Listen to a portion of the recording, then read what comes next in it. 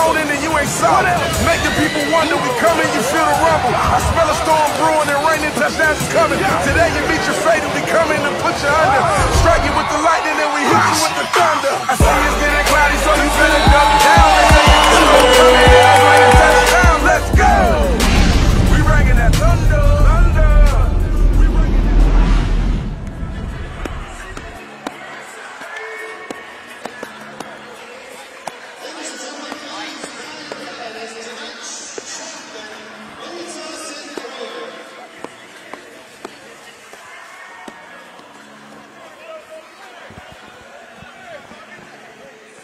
Welcome inside Bojangles Coliseum here in Charlotte, North Carolina. This is American Arena League football action.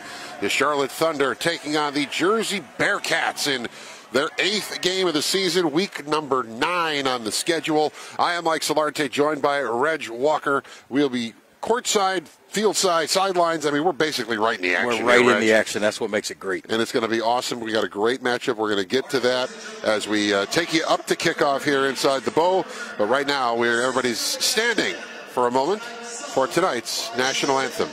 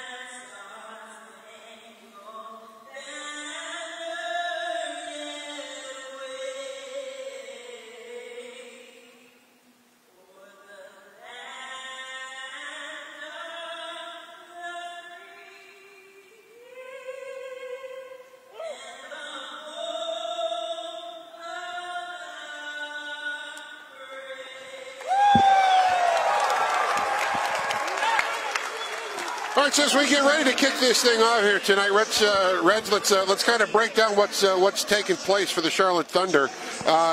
Perfection is what it amounts to. Dominance.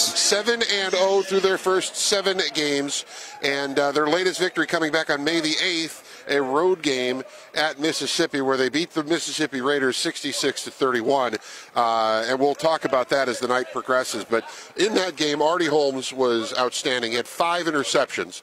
One was a pick six that he absolutely raved about upon returning to the Queen City when I talked to him this week.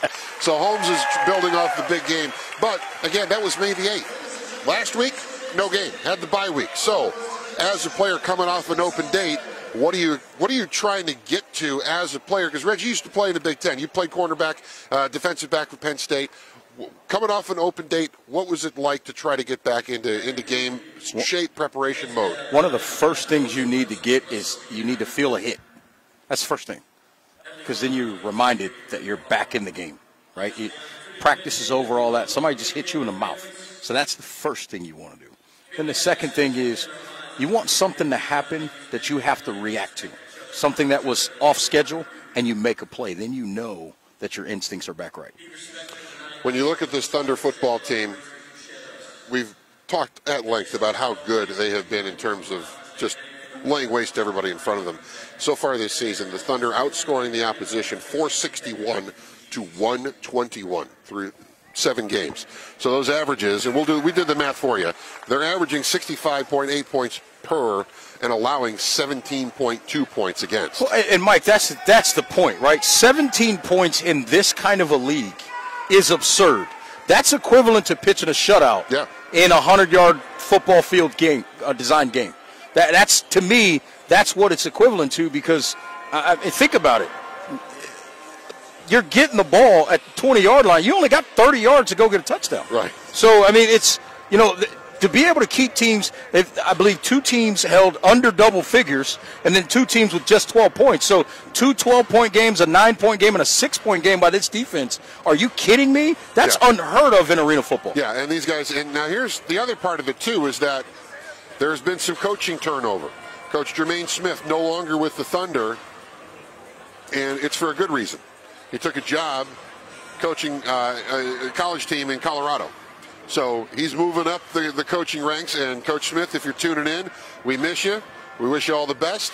We're glad that I'm glad that I got to know him a little bit during this season. In fact, he was the head coach, the interim head coach of the trip to Tampa back in week 3 in April, as Coach Bryson was in COVID protocols, and he was great to work with. He was, wonderful he did a great job, obviously, because in that game they won 46-9. But this team now has to kind of focus on the last 3 games, because after that, 1 loss ends your season.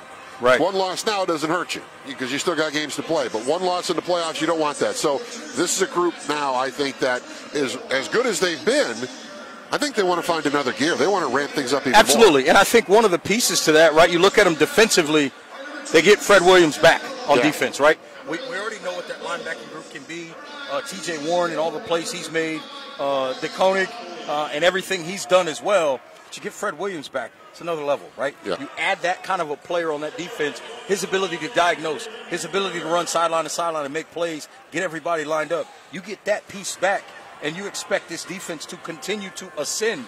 That's, to your point, the next gear you want to find, that this team wants to find. It's right there in front of them, and part of it is just getting certain guys back. Yeah, and of course, Fred Williams missed a chunk of the season to injury, and Coach Bryson looked at Williams and his progress coming back from the injury and thought, okay, I'd like to have him back this week, but I'd really like him the next week. Mm-hmm. And so they sit him, they win, go to the next week. I'd like him back this week, but I'd really like him next week. So they sit him, they win. Well, he's run out of time to sit him and keep winning. But a guy like Fred Williams is certainly a key piece of this defense. Absolutely. And T.J. Warren that you talked about as well, certainly outstanding. So as we get ready to go here against the Jersey Bobcats, or the Jersey Bearcats. Bearcats. You live in Charlotte long enough, you forget. Yeah, absolutely. Yeah. And I was tempted to mess that up too, because I hear Bearcats, I'm thinking Cincinnati, right. But this is spelled a little different. They are Cincinnati colors. Yes. I will say that. We have a color rush game inside the Bowplex tonight. The Thunder dressed all in black, trimmed out in Carolina blue with some hints of silver. Meanwhile, the Jersey Bearcats, black pants, red jerseys with the black numerals and the black bonnets atop their heads. The Bearcats will receive the opening kick of the ball game. Eric Amaya, who has been one of the best weapons in arena football this season in the American Arena League, in terms of his abilities to kick rouge points, scoring off kickoffs. He has been outstanding this season for head coach Irvin Bryson. So get ready to go here with the Jersey Bearcats and the Charlotte Thunder, week number 9 in the American Arena League. I always want to say Arena Football League, but that's not accurate. It's the American Arena League. That's right. Nice crowd in here, too, tonight, Mike. Good crowd in here. The restrictions have been relaxed, and they can sell a lot of tickets in here. Just need people to go ahead and pick those things up. Amaya kicks it deep into the end zone. The return coming out by Kyle Ward. He is brought down. Good coverage there to knock him down at the 13-yard line. Actually going to spot him at the 14. And so the Jersey Bearcats offense will hit the field first for tonight's first possession. And, folks, it's not a misprint. That is the quarterback, big number 8, E.J. McKenzie out of Lincoln University. All 285 pounds of him. He's a lefty, Mike. So watch that spin. Watch the rotation coming off that football. It's a little bit different coming off that lefty's arm. I had a typo on my board. I had him at 205, but the 285 number, that's accurate. Well, that's a big. I don't know if that's accurate. Well, I think it might be a couple of Skittles off. It's close. It's closer than my board. Let's just put it that way. He's probably a Skittle short of 300. So McKenzie in the backfield. He's at the quarterback spot. Split to the left. Stephen Puzo, number 11. And McKenzie deals on the first play, throws it right over the middle, and that is caught. And I think by Ward. I think we just got a signal of what to expect. First play, Fred Williams on a blitz. So I think they're going to try to heat this big guy up. They figure he's not going to be able to move around and beat them with his feet because of obviously his size. And so I think they're going to try to heat him up throughout most of this game. Bearcats split out Rashawn Roach Jr. to the left. Motion man will be Ward as McKenzie is out of the shotgun. There goes Ward. McKenzie looking, dealing again. Picked off Artie Holmes at the 22, and that is an easy pick six. The Thunder strike early. Absolutely, Mike. And I tell you what was amazing about that by Artie Holmes. That's the same play they ran the previous snap. Yep. And what it is, it's created by Charlotte's defense. They're blitzing him. They're heating him up.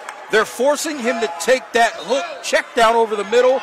They gave it up the first play. The second play, Artie Holmes jumps the route, pick six, 6-0 Thunder. That's a great read by Artie Holmes. 22 yards on the return for Artie Holmes. That's 6 picks in the last 2 games for Holmes.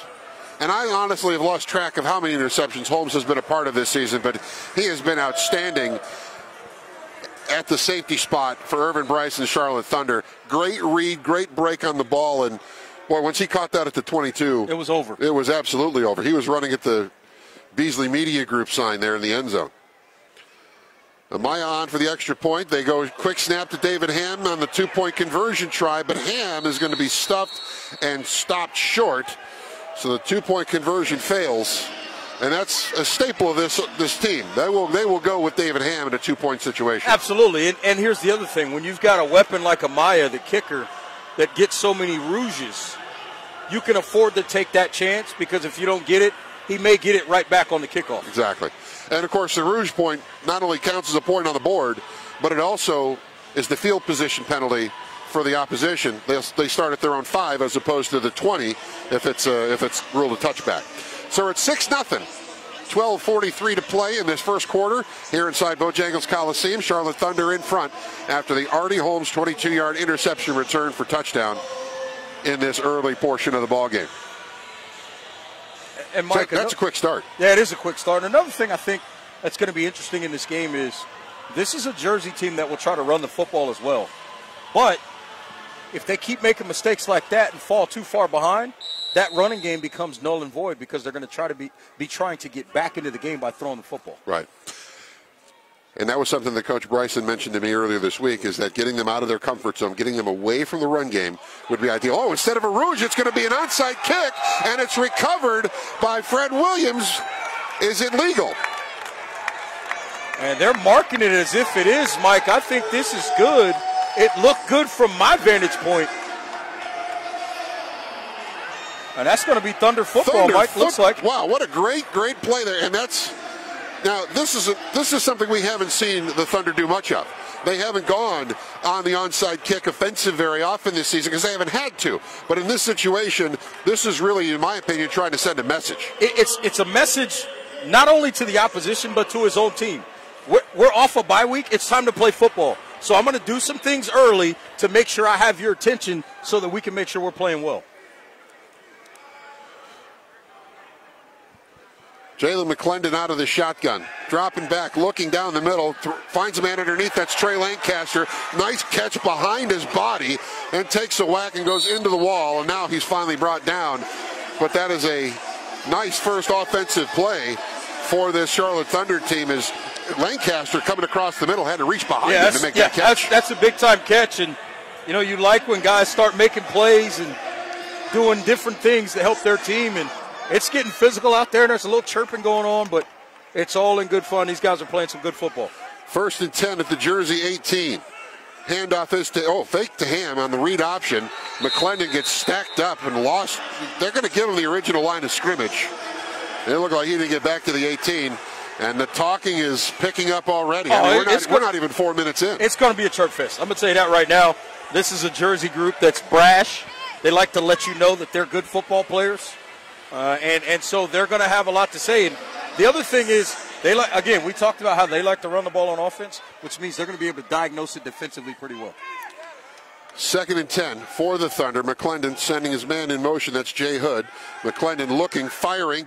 He's got Perry Floyd near side. He's going to be knocked down just inside the 5, but that is going to be another Thunder first down as they have goal to go now at the 5. And this is where they may mix in some more of that running game. David Ham, great vision in the running game in this league and for this team. Look out for him to get the football as well. Oh, snapped too quickly. McClendon was not ready for that, and that's a turnover. Jersey Bearcats get the football, pounced on by Joey Ramirez, number 88. And this is going to be interesting. I think there might have been a little bit of a arm swing. Let's see what the call is. We're stopping the clock. They're giving the ball to Jersey. Irvin Bryson trying to plead his case with the officials. Jalen McClendon is talking as well. McClendon came out of there with the football. And at one point, 2 guys were on the football, him and another guy. Yeah, Ramirez, 88, had it on. He beat McClendon back to the ball. I think the snap was just early, and McClendon wasn't ready for it. He was not ready for it at all. So after the turnover, Jersey gets the football back at their own 8-yard line. So the onside kick comes up empty. But this turnover may have woken this team up even more than that onside kick. Yeah, that's a big stop for Jersey, though. They didn't want to go behind 12, 14, nothing. McKenzie gives it off to 22, Stephen Jones, and Jones does a great job breaking tackles, getting it out to the 19. That's a gain of 11. And Jones, a first down. Look, Jones is a physical runner, 230 pounds, and he is hard to get on the ground. You saw an example of it right there. He's going to run physical in this game.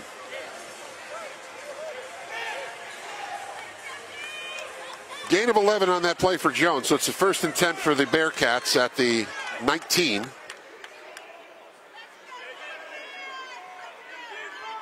Roach Jr. split to the near side. Man in motion will be Ward. McKenzie out of the gun looking, fires near side, off the hands of Rashawn Roach Jr. Incomplete. Roach tried to run before he had it. I think he was trying to look up Mr. Artie Holmes and make sure he wasn't getting ready to get hit by him. Or have that route jumped. Yeah, that's another piece of it.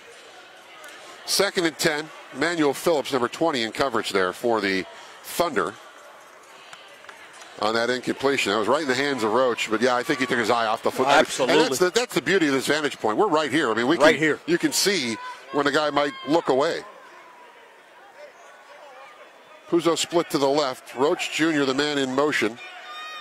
There he goes as he's signaled by McKenzie. McKenzie under pressure, steps up in the pocket. Now he's moving. McKenzie hit, gets it across midfield, brought down by Jimmy Williams, number 28. McKenzie gets it across to the Thunder 23-yard line, so it'll be a 3rd down and 2. There you see an example. That big man can move. Big fella can move his feet a little bit. Lefty. You got to be careful, because anytime you got a quarterback that can make some plays with his feet, that's an added dimension to worry about on defense. McKenzie heads back to the huddle on a 3rd down and 2. Devontae Adams trying to get the crowd into this one. Good crowd on hand inside the Bowplex tonight. I'm glad you're joining us here. 6-0 Thunder, 8:10 to play in this first quarter. And a key 3rd down play for Jersey. McKenzie. Pump fake, now fires at far side, falls short, incomplete. Artie Holmes in coverage. That pass intended for Kyle Ward, so it brings up a 4th down and 2. And of course, arena football, this isn't a punting situation. Either you're going to trot your kicker out there and go for 3, or you're going to go for it on 4th down. In a short yardage situation here, Reg, you're absolutely going to go for it. Well, I think anytime, remember, you got a 285-pound quarterback. That's always an option when they're that big. But this defense, again, been playing well throughout the season. They're trying to get this crowd into it. It's a very, very, to me, important part of this game, important play early on in this game. If the Thunder can get another stop, all of a sudden the momentum again starts to continue to build behind this Thunder football team. So it's a 4th down and 2. Ball spotted at the 23. And Coach A.J. Roque is going to call a timeout as the play clock was down to 0.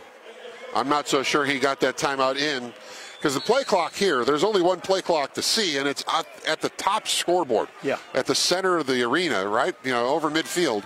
So the only way you really know, there are no play clocks really within your normal line of sight. Right. Yeah. And so they've signaled for our first media timeout of the ball game. 6-0, Thunder in front of the Jersey Bearcats, and we got the 24/7 7-Eleven on the clock right now. There you go. We never close. 7-11. Roll them dice. Now's a good time to point out that if you've got ticketing needs, scheduling questions, merchandise for the Charlotte Thunder, interested in picking that stuff up, go to charlottethunder.com. One mouse click away, it gives you all the information that you will want. Now, last week was the bye week. And I was at practice Wednesday talking to Coach Bryson, and he told me about their trip to Mississippi. Their trip to Mississippi, if you've seen the movie Planes, Trains, and Automobiles, it was just like that without the snow. Wow. The original flight, Saturday morning game day, had no pilot. So the flight was canceled. So they got out on separate flights. The team got out on separate flights. One group flying to Biloxi, Mississippi, and another group flying to another airport in Mississippi. Once on the ground, they had to find their way to Hattiesburg. Oh, boy. On their own, basically. Oh, boy. So to say it was an experience would be an understatement. That's putting it lightly. But they made it to Mississippi, obviously, made it to Hattiesburg in time, got on the field, played the game, beat the Raiders on a field that is, the turf actually covers, I guess, a rodeo field. It's not level. Oh, boy. So there were concerns about players maybe getting hurt because of the uneven nature of the surface. Let's just say the guys got a nice reward after beating Hattiesburg, going to the bye week, knowing that they didn't have to rush back to Charlotte. Yes. Team took a bus to New Orleans and spent a little time in New Orleans. Then when they were supposed to fly back home to Charlotte, that plane had a problem. So they were delayed in New Orleans. Oh, well. At the airport. If you're going to be delayed somewhere, New Orleans is not bad. Well, yeah, but you don't want to be at the airport. You don't want to be at the airport. All right, away from story time. 4th and 2 now for the Bearcats. McKenzie out of the gun. Looking, firing downfield, has a man, but instead throws it to an empty space where no receiver is. So the Thunder hold and get a turnover on downs, and they will take over 1st and 10 at their own 23-yard line. Yeah, he threw a corner route, and the receiver ran a post. It's the simplest way I can put it. Yeah. He threw that ball to the back pylon, what would be a pylon of the end zone, to the back boards, and the receiver made a break inside. He wanted the receiver to go to Mattress Trend. Correct. As opposed to Joe Moss Mazda. Yeah. Right. So that's one of those situations where he says, go to the Mazda and I'll throw it to you. Right. You might as well just change the play to that. Go Mazda left. Lancaster in motion. The handoff is to Ham. Ham squirts his way across midfield, gets it across to about the 24. They're going to give him the 23-yard line of Jersey. It's actually a really good run by Ham because he should have been stopped in the backfield for a loss and found a way to pick up 3 or 4 yards. So give him 4 on the play. 2nd down and 6 for the Thunder as we approach the 6-minute mark in this first quarter. Trey Lancaster will split out to the right. The other receivers, Perry Floyd and Trent Bostic. Ham in the backfield. There goes Lancaster in motion. McClendon fires the bullet. Unfortunately, came out of his hands a little funny. Ended up at the feet of Lancaster, incomplete, so it's third down. Yeah, and if that's an accurate throw, that's a nice catch. And then it's whether or not Lancaster can be strong enough to fight his way to the end zone. But it's a really good route there, and there was some space to make some plays. Yeah, the ball came out of McClendon's hand a little bit awkwardly, and it landed at the feet of Lancaster at about the 5. If that's in his numbers, I think Lancaster's to the house. Yeah. He just takes it into the corner. 3rd and 6. Floyd in motion. McClendon, lots of time, steps up in the pocket, hit from behind, but he falls forward to the 21-yard line. Joey Ramirez, number 88, making the tackle. So give him a gain of 2 to the 21. Brings up a 4th down and about 4. Yeah, and Joey Ramirez, the Montclair State product, playing really well along that defensive line. Doing a great job kind of retracing his steps after the quarterback stepped up in the pocket. And he's able to get him on the ground and create a 4th down. 4th and 4, Lancaster split right, Bostic left. Motion man is Floyd. McClendon over the middle, got Floyd for the 1st down as he got it across inside the 15 to the 14-yard line. Nice 4th down conversion to keep the drive alive for the Thunder. That's a great play call, excellent execution all the way around. Good throw and catch, move the chains, keep it going. That's how you play late down, late in a possession type situation to create 1st down. Nice piece of receiving there by Floyd, getting past the sticks, and then just sitting there waiting for it. That's Sat exactly down right. to take that pass. Ham outside, gets to the corner, spins away from one hit, now gets it to the 13, and now we've got a little disagreement in the corner there between Bostic and Quattrell Huffin, number 16. And I'll tell you, Huffin's creating a lot of this. First play of the game, he's talking. And he's been talking the entire time. So at some point, I just hope for him, he don't want to end up going across the middle because somebody's going to make sure they get their money's worth on him right now. Gain of 2 for Ham. 2nd and 8. Bad snap, ball on the ground, and it's going to be recovered again by Ramirez. That's his 2nd fumble recovery of the ball game. And so the Jersey Bearcats take over 1st and 10 at their own 18-yard line. And you and I talked about it before the game. They're kind of figuring out the center position tonight. And Trey Teasley was in there that time and just unable to get the snap back there. That's going to be something to keep an eye on in this game. We've already seen it become an issue twice.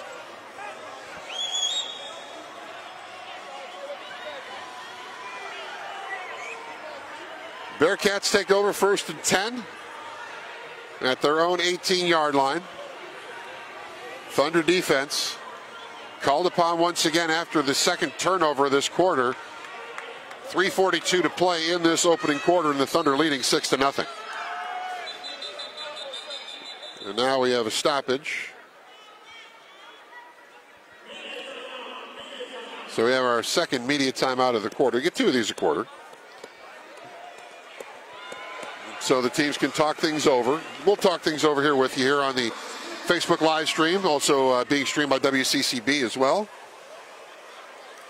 Are we elsewhere, Manny? Okay, we're working on expanding our broadcast horizons with one of our friends in Tampa. Try to make Thunder football sweep the nation, as it were. Might as well. Yeah, I mean, it's football. First of all, it's football. What undefeated team in football right now is there? These guys. Yeah, I can't think of one. I can't think of another one. It's football, Mike. Oh, yeah. Is there ever a bad time to have football? Only when I know you'll say maybe during hockey playoffs. Only when you have football. That's right. If you have football, you don't need more football until that football ends. That's right. When that football ends, then you can have more football. Then you give me some more football. Because I don't have that. I don't have the ability to watch multiple football games at once. I can't. I got to lock in on one game and stay on that game. Yeah. See, I'm the if possible, I'm the 7 TV guy. let me get them all up there, and we'll just figure it out. But maybe the problem is I've never been able to figure out how to get my picture-in-picture working. That might be the issue. That could be it. But at work, at Spectrum News 1, excuse me, I do have the TV over my desk. I have the TV to my right, and I have an iPad. So when I'm maybe I am multi-screen guy. That's how you live your best life, I Mike. might be multi-screen guy after all. That's how you do it. Well, this is uncharacteristic for the Thunder to be multi-turnover team. Correct. They don't usually give the ball away in this manner. So, rust, perhaps coming off the bye week. Is that a thing? That could be a thing. I also think, as we talked about, it's the changes at the center position, and them trying to kind of get organized with that. 1st and 10 for the Bearcats. Give inside to Augie Pensa Jr., and he goes nowhere. Jimmy Thomas getting up off top of him. That'll be a loss. They're going to move it back to the 10-yard line, just outside the 10, rather. And that's one of the things that you're going to really struggle to do against this Thunder defense is try to run the football, especially inside. Oh, yeah. Well, I mean, when you look at the guys that, across the front, Joshua Mills is new to this team, just a couple of games in, but he has been a really, really solid addition on that defensive front. Jimmy Thomas has been a stalwart, and then you got Devontae Adams on the other end. I mean, that group has been really good. Get right the pressure to the quarterback, McKenzie, but he gets away from it, and it goes off the hands of Steven Puzo, and Puzo had a lot of room. Yeah, he was able to make that catch. I tell you, and we talked about how big this quarterback is. He can move. Oh, yeah. He can move, and obviously with that size, going to be hard to bring down with one arm. Yeah, no question. Well, Jimmy Thomas shot the gap nicely. Yeah. Came around the outside, but couldn't stay on his feet. He kind of hydroplaned to him. Yeah, he did. As opposed to staying on his feet, because if he stays up, he's able to bring him down, no question, or at least get a shot on him. Well, he's able to get a clean shot, probably in the chest area, and keep him from being able to get rid of the football. 3rd down and about 12 for the Bearcats. Ball spotted at just inches off the 11-yard line. Man in motion is Roach Jr. McKenzie, the clap, now throwing down the field. Got Roach on a sprint. Roach, does he make the catch? I Yes, think he caught that. Wow! Rayshawn Roach Jr. making a ridiculous catch. That didn't look like he was able to bring that in, but the official signal touchdown, and the Bearcats are on the board. Thanks to a 39-yard touchdown pass. And it looked like Carlo Thomas may have gotten his hand on that and tipped it, which made that catch even more difficult. And somehow he brought that in. And I'll tell you this, first and foremost, Mike, that was a ridiculous throw.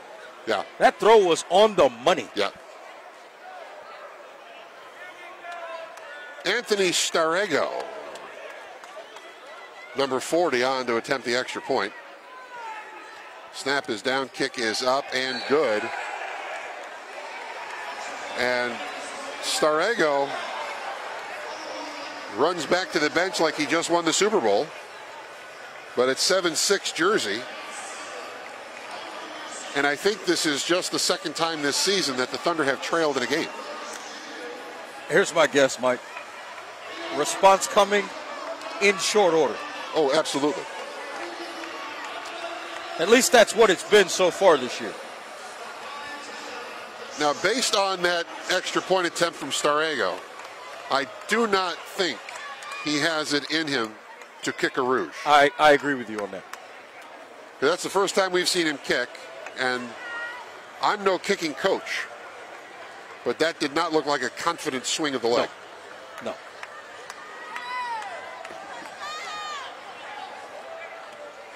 So Starego will tee it up.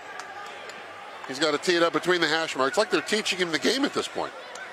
This is comical.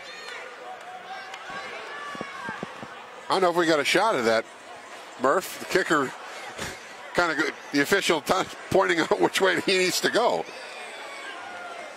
All right, looks like Artie Holmes Jr. is back deep to receive. And here comes Starego. End over end boot. Going to be fielded just about inside the goal line. Here comes Holmes. Holmes had his steam up the midfield, gets it to the 15. Still on his feet, going to be pushed back to about the 10. But they should give him progress. Oh, they're going to spot him at the point in which he was down. They moved him back 3 yards, and ball's going to be spotted at the 12. Ball's going to be spotted at the 12, and now, listen, this Charlotte offense, which has been very efficient all year, they haven't been able to put together a full drive and get a touchdown yet against this Jersey defense. And twice they've gotten inside the 15. And turned it over with bad snaps. Right, exactly. So, Paco Bond's in there at center.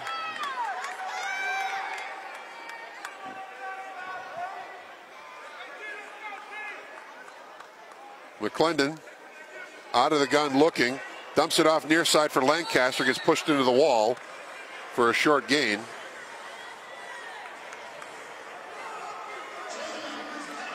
So it'll bring up a second down for the Thunder. Jersey making sure not to give up anything deep right now. They're going to force this offense to drive it slowly down this field. Thunder going quick tempo as we're under 10 seconds to play in the quarter, and a 7-6 Jersey Bearcats lead. McClendon, far side to Lancaster, gets it past the first down stick out to the 23-yard line, and that will do it for the first quarter. So the Charlotte Thunder in unfamiliar territory, trailing after one, 7-6.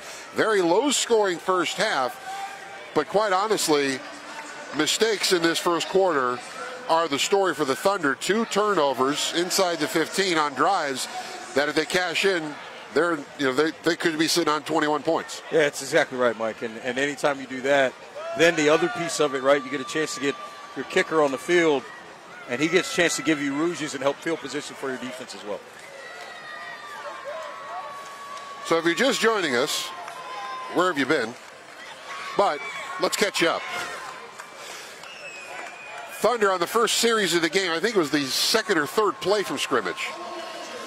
Artie Holmes stepped in front of an E.J. McKenzie pass for a 22-yard interception return for touchdown. 2-point conversion attempt from David Ham was stuffed. So it was 6-0 Thunder very early in the ball game.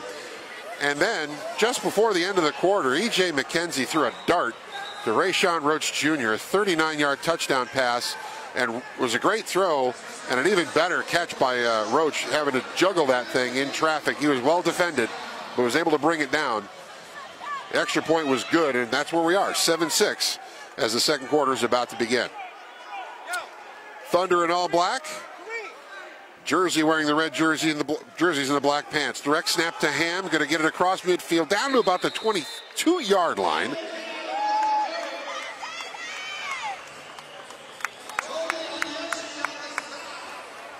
So give him 5 on that play, Reg, and brings up a 2nd and 5, and that's good start on that series on that first play of the set of downs. Absolutely, you're ahead of the chains, and you're starting to get that running game to get some positive yards. You can start cranking that up. You keep this Jersey offense off the field as well, and let your defense rest and make adjustments. Jay Hood will be the man in motion on the far side, and then we have movement by the defense. But they're stopping this play, and I don't know why they're stopping it on a defensive penalty. That should have been a free play. I think they're going to get encroachment. I think they touched the center. Oh, okay. And anytime you get your hands on the center, they should stop it because it could impact the snap, whatever. Player safety, yeah. They flagged Joey Ramirez for the offside, so 5-yard penalty, and that's enough yardage for the first down.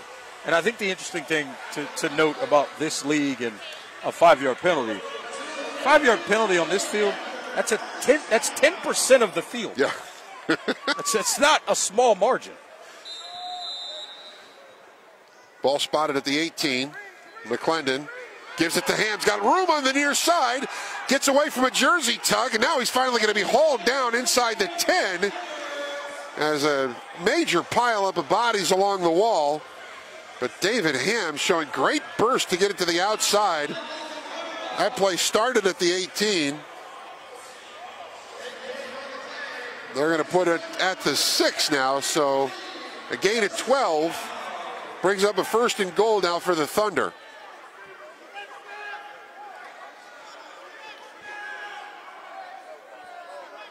Bearcats bench calling for a direct snap, thinking they got a read on it. What a throw! Jalen McClendon to Jay Hood. 6-yard strike, and that was as pretty as it gets. Not only was that pretty, but the play design was excellent. You had an out-breaking route underneath, and you had a post route over the top.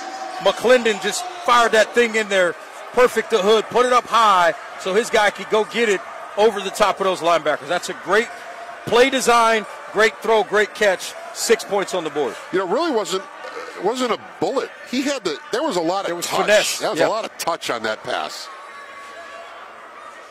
All right, so 12-7. Thunder in front. Do they go for the 2-point conversion here? No, they're going to let Amaya kick this one. It is up, and it is good. Big chunk of turf came up with that leg swing. They're looking at that, but Amaya's kick is good. So the Thunder take a 13-7 lead here with 12:50 to play in quarter number 2. That, as you mentioned after the touchdown by Jersey, response. There's your response. But it started with the running game, Mike. Yeah. 2 really nice running plays on that drive.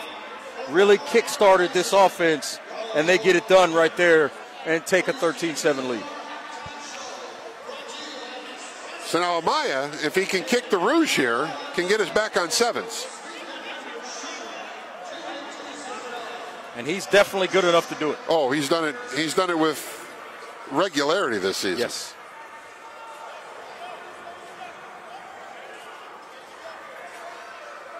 Looks like Kyle Ward will be back deep for the Bearcats on this kickoff. Of course, Irvin Bryson would love nothing more than to see this one sail through the uprights and kill the return. Amaya steps into it. He's going for it. Up and off the upright. No good. It's a live ball. They're blowing it dead now. They're calling it the touchback since it hit the upright and fell out of place. So, Bearcats dodge a bullet. They'll get the ball 1st and 10 at their own 20-yard line. We got 12:50 to play. Clock did not move. 12:50. All of a sudden, Charlotte's back in the lead. Now they're looking to create another stop, obviously, and really start to crank up the momentum. This is the question I have for you now.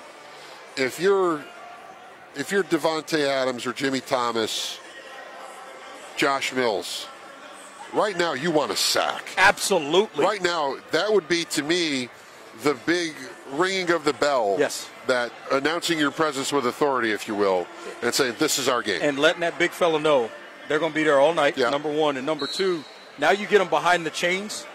How do they respond? Right.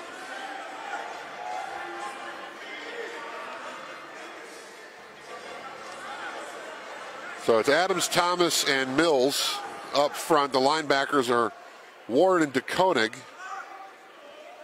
Interesting, Fred Williams is not out there at the moment. Manuel Phillips, Artie Holmes, and Carlo Thomas are defensive backs. Snap is to McKenzie. McKenzie the toss. And he gets it to Stephen Jones, and Jones is met by a host of black jerseys. And then a late push from behind by Elijah McKenzie, number 52.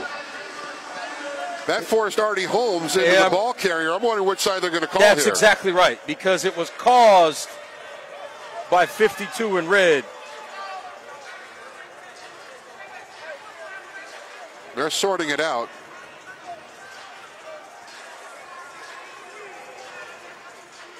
They're looking at the Thunder. They're looking at Thunder jerseys. Oh, that's a bad call. I agree. That's a bad call. I agree. Because Artie Holmes was shoved from behind. He was trying to get up. By Elijah McKenzie, number 52. Exactly right. That's a bad call. And Jimmy Thomas is pleading his case. You know, we don't have the benefit of replay, unfortunately, to show you that, but the Bearcats benefiting here from a bad call. Yeah, I agree with that. They get the ball now 1st and 10 at the Thunder 16. This might be one of those situations where you don't want to poke the defensive bear, and they may have just done that. E.J. McKenzie out of the shotgun, and now we've got a whistle. That's going to be a delay of game. Yep, delay a game. They took too long. Man in motion was Charlie McNeil. That should never happen off a penalty. Off a penalty, you're right. Never. Especially a defensive penalty. Yeah. You just got an automatic first down. So they're going to move him back 5 yards, or a tenth of the field. There you go. To the 21. We have too much fun doing this. You know that, right? And you're never going to forget that. No, absolutely I love not. it. Here's the thing. I can't math, so I needed all the assists. I was like, that's why we went into TV. There's a percentage there. McKenzie deals it, but that skips in to number 13, if Charlie he were playing McNeil. Basketball, that would have been one of the best bounce passes we'd seen in a long time. And in baseball, that's a great scoop by the first baseman. There you go. But in football, that's an incomplete second pass. down. That's right.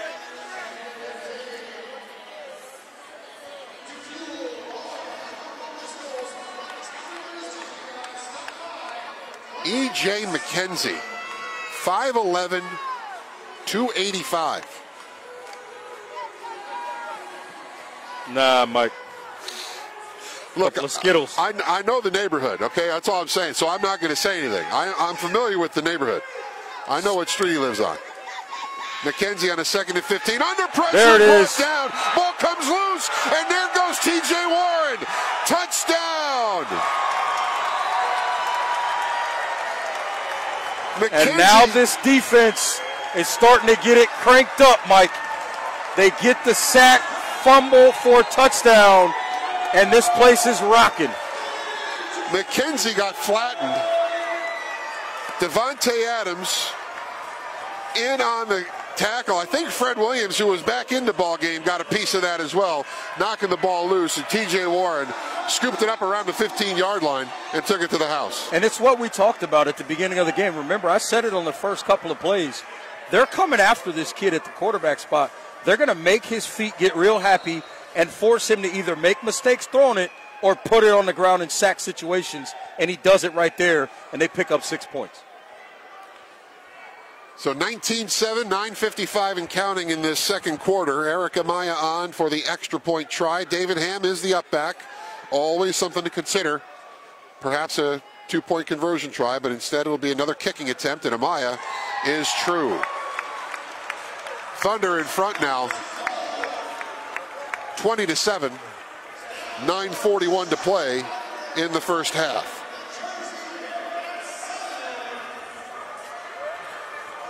So I'm going to sprain my shoulder, patting myself on the back here, but I kind of called that with the sack. They wanted to get pressure and they wanted to get home. That's exactly right. That's exactly right. And now if you're Charlotte on defense, now you feel real good. If you're Jersey on the other side, you're starting to wonder, can you have success with your offense? Because aside from that one long ball, one play, yep, they haven't done anything offensively. Correct. And they benefited from that 15-yard, well, the 15-yard penalty, right, or the personal foul penalty, right, I should say. You get the penalty, and then you went backwards. Yeah, they went backwards, and they coughed it up and gave up the defensive touchdown.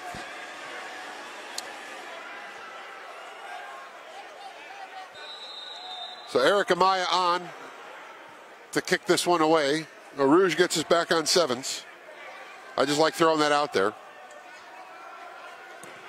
This kick is high. That's a Rouge. It is deep, and it is through. Eric Amaya giving a strut as he knocks through another Rouge. 21-7, Charlotte in front.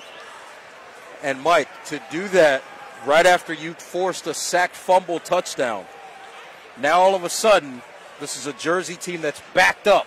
Oh, yeah. They're going to be concerned about giving up another sack and points right away because they're so deep in their own end. I would look for a running play here, but at the same time, I would push. I would send extra people. I would certainly blitz here because even if they do run the ball, I'm going to clog that up. Well, so far, and this is kind of our in-game tracker that we've done throughout the season, defense is outscoring the offense for the Thunder. And that's fine.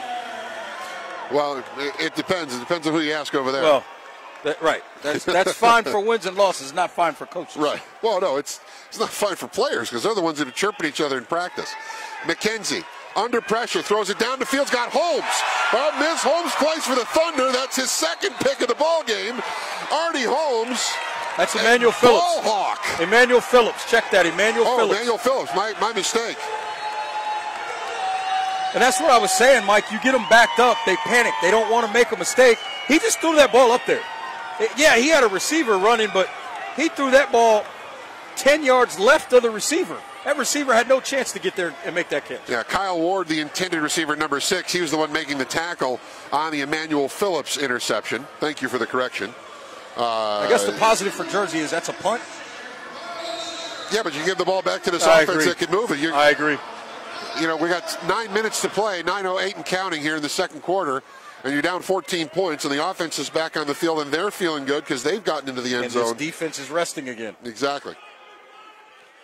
Bostic will be the man in motion. Hood and Lancaster, the receivers, in the standing position, but Ham takes a juggled snap. Well, they've got to get that ironed out. Paco Bond's having a rough night snapping the football so far for the Thunder. Yeah, they're trying to do this thing by committee at that center position. And, Mike, you know how much I value offensive linemen. That is a tough task to try to go with a center by committee. Yeah.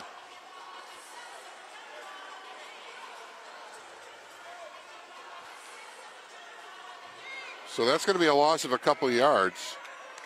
Bring down 2nd and 12. McClendon out of the gun, fires far side off the fingertips of Bostic.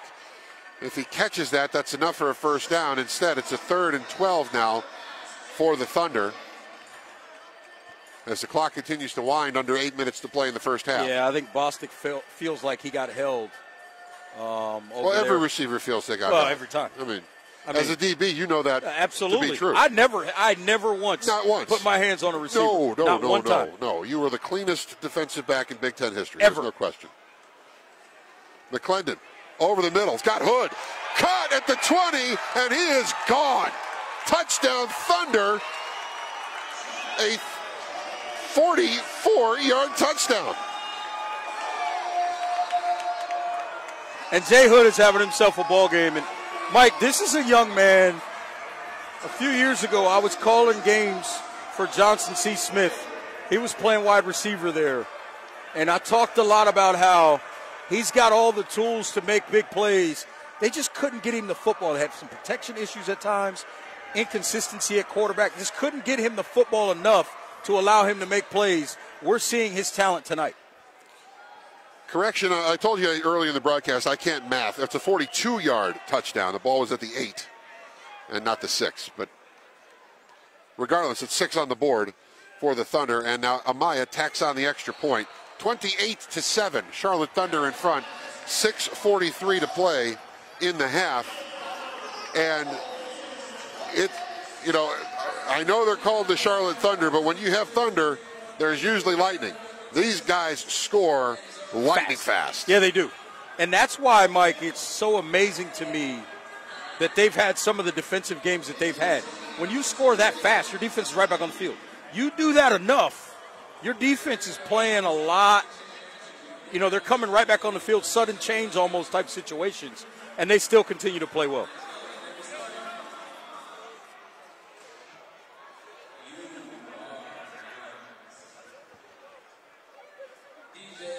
We have another media timeout here inside Bojangles Coliseum. I am Mike Solarte, joined by Reg Walker.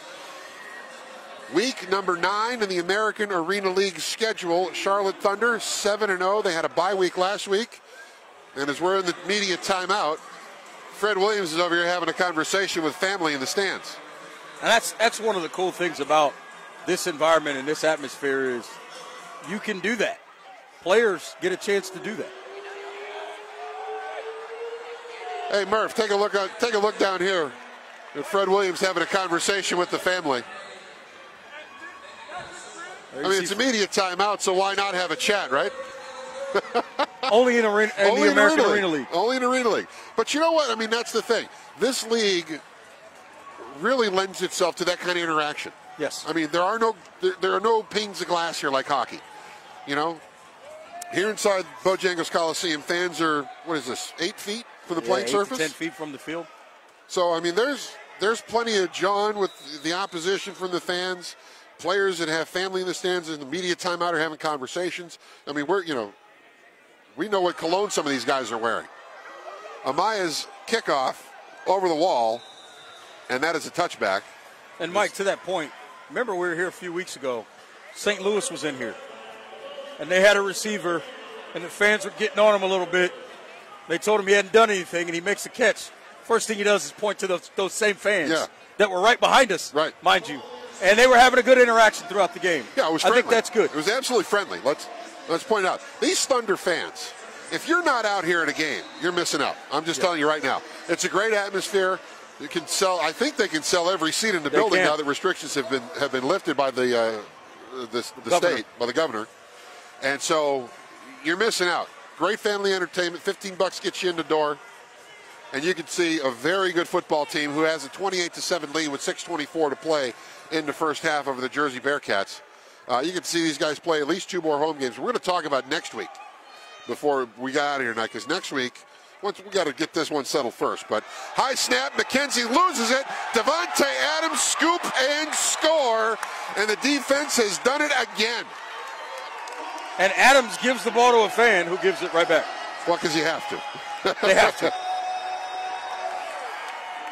Now, that is a situation, and from one Chusky guy to another, a more svelte quarterback may not lose that possession. Correct.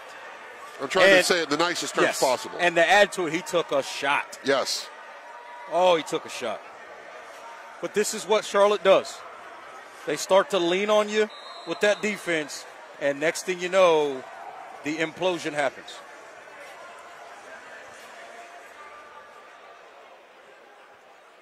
So the defense outpacing the offense for the Thunder, 3 touchdowns to 2.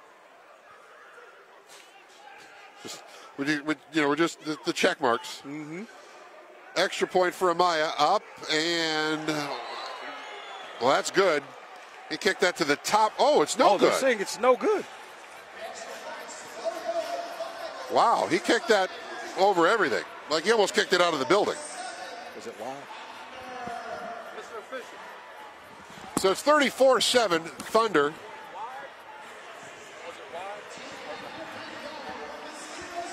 With 5:06 to play. And Trenton Bostic is losing his mind at midfield. For those of you that do not know, that young man must be a member of Omega Psi Phi Fraternity Incorporated. Uh-oh, and here's TJ Warren giving his as well. And I can tell you, you and I have talked about this before. And for the people at home, if you don't know, go onto your social media and look up Spice Adams. Yes. My college teammate, a member of the same fraternity. And I can tell you right now, when that song came on in college, everybody did it. Everything stopped, and he became the show. And if he had his gold boots with him, it was a bigger show. It was a premium show. Why? Just been told by the umpire that Amaya's, I can't even talk, Amaya's kick, you got me thinking Omega. Oh, yeah, well. Amaya's extra point attempt was wide right. So it looked, from our vantage point, it looked good because it almost hit the 130 sign, but apparently that's Rouge off the line. That is going to be wide left. Nope, that's wide. For a Rouge. And so that is a touchback. It's funny, though, that we've done enough, we've watched this team enough together that you almost expect it. And it's kind of a letdown when he doesn't make it. And you could, and the thing I like about him as a kicker is the ball comes off his foot. Not only does it explode, but generally it's straight. Yeah. So 34-7 Thunder, 5:06 to play in the first half. And let's remind the folks at home that after one quarter, this was a 7-6 Jersey lead. Yeah. So that's how 28 quickly points in about 7 minutes. That's how quickly this game can change. 10 minutes. Yeah. And it wasn't even that quick. It was less than that. Yeah, it was. Because they needed a couple of plays because the field flipped with the end of the quarter. McKenzie to Roach, right in front of us. Going to be stopped at the 20. Be a first down for the Bearcats. These guys behind us are jealous. They're like, wow, that was right there.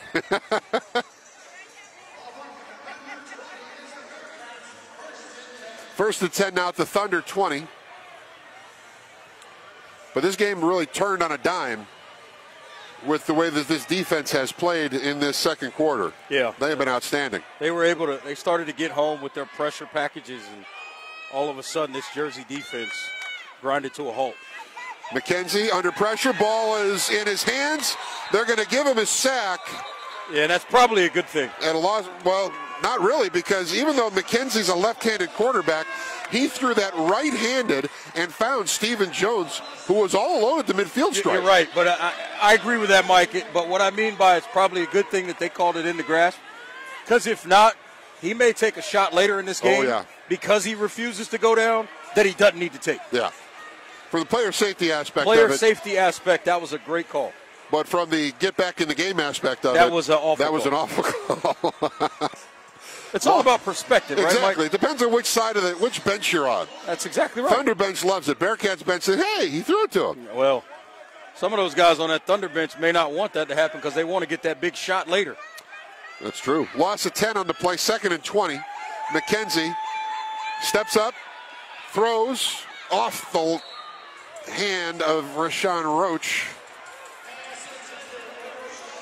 So it'll be a 3rd down and see 20. Now McKenzie's feet are getting happy in that pocket, Mike. Well, I know he's looking for it. It's a much deeper drop as well. Absolutely. Like he takes that snap out of the shotgun, but he almost took a 5, maybe 7-step drop further. He's trying to buy himself some more time. And after that play, Elijah McKenzie, the offensive lineman, pleading his case to the referee, saying Devontae Adams is holding him. I'm not saying he's wrong. I'm just telling you what I see. Rarely. But defenders, as you know. Do you see a defensive lineman called for holding? Oh, not true. saying they don't do it. Rarely is it called. Is it called, right. 3rd and 20.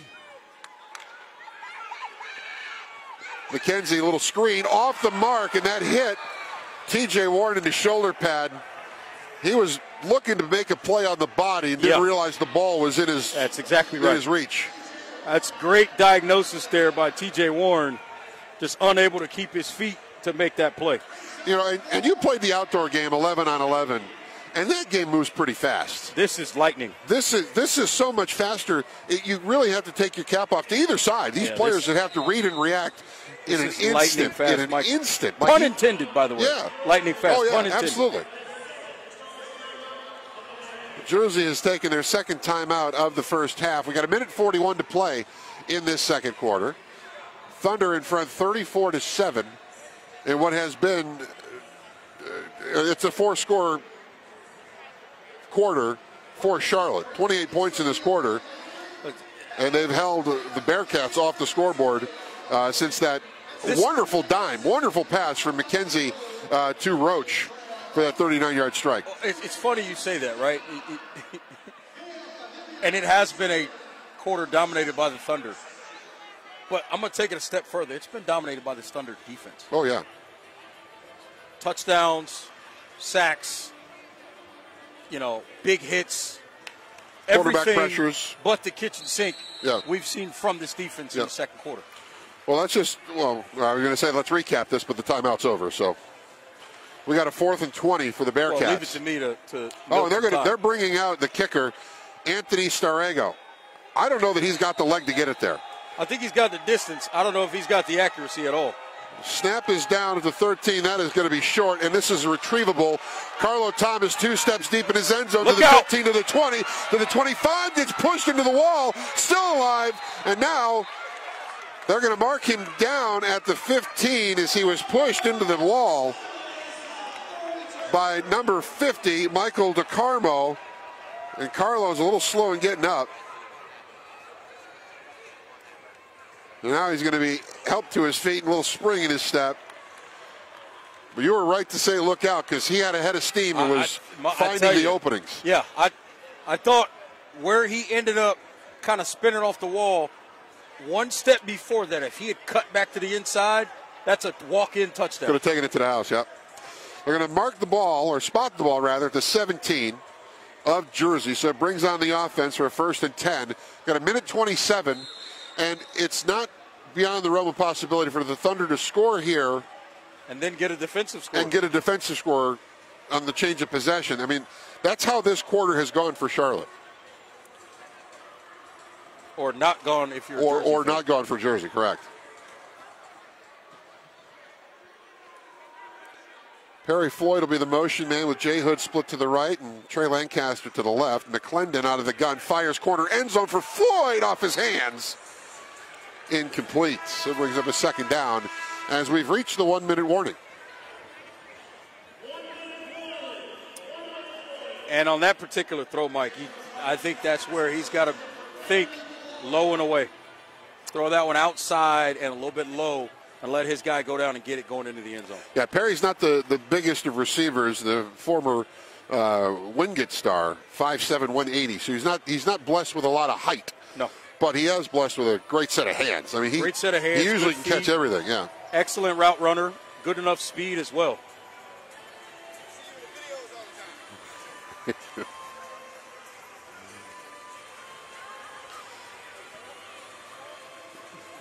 So we're at the 1-minute warning. We have another media timeout, and of course we've got the chicken dance going on. And David Ham, at about the 22, is getting his chicken dance on. So I don't know how to do it though, Mike. Just watch David Ham. That's fair. I guess I can learn from osmosis. You can learn. Well, what I wanted to do before the timeout ended was recap things. So why don't we do a recap instead of watching the chicken dance? Actually, you can watch the chicken dance and we'll talk. Charlotte Thunder defense today responsible for 3 scores. Artie Holmes, a 22-yard interception return for a touchdown. T.J. Warren, a fumble recovery for a touchdown, took it back 15 yards. And the Devontae Adams, a 5-yard fumble recovery. That's where he picked it up. That's 3 touchdowns by the defense. Jalen McClendon and Jay Hood have combined for 2 passing touchdowns. Eric Amaya's got a rouge tonight. And this was a game that the Thunder trailed 7-6 after 15 minutes. There you go. So that's just kind of how quickly this thing has flipped in favor of Irvin Bryson's team tonight. And that's why we said at the top, Mike, this game is fast. Yeah. And it's, a lot of explosive plays, big plays. It is an exciting brand of football. And it's what every football coach, indoor or outdoor, wants. Yep. Is complementary football. Offense complementing the defense. Defense complementing the offense. Special teams doing their job. These guys have done that all season long. McClendon, post route touchdown. Jay Hood is 3rd of the game. That one a 17-yard strike, and there was nobody within 5 yards of Jay Hood. Well, anytime you run a post route like that and you push up, what he ended up doing, and I kind of saw this route developing, which is why before the ball was thrown I said got him, is he got the defender, Quattrell Huffman, he got his entire set of hips turned parallel to the sideline and then broke an in route on him. He will never recover as a defensive back in that situation. Nobody's hips are that fast. No. Not even Elvis in his prime can get his hips around that quickly. Nope. So Amaya on with 56.8 seconds to play in a 40-7 Thunder lead. And Amaya's kick is up, and this one is good.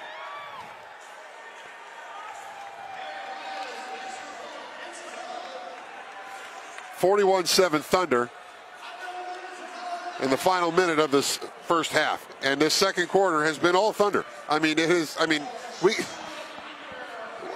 know it sounds like a broken record. I know we've said it a lot, but it's the story of the game. This second quarter is where it all flipped, and the Thunder have not looked back. And the Bearcats are looking for answers. I mean, well, the first answer is is whether or not they can protect. Because they haven't been able to do that. That's the bottom line. And not in this quarter. They did a good job in the first. If you can't protect against this Thunder defense, you will get run out of the Bojangles Coliseum very quickly. And we've seen it over the last, 11 minutes or so. 14 minutes. Oh, yeah, about 12 minutes of game action. So Amaya on for the kickoff, I should say. And well, that's a Freudian slip. He's on to kick it off, and I'm calling it an extra point. But it is what it is. I mean, it's what he's done. It's kind of all of it. Yeah. In this league.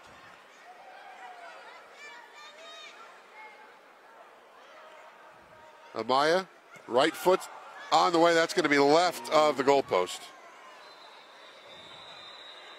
And Amaya, he doesn't believe in allowing returns.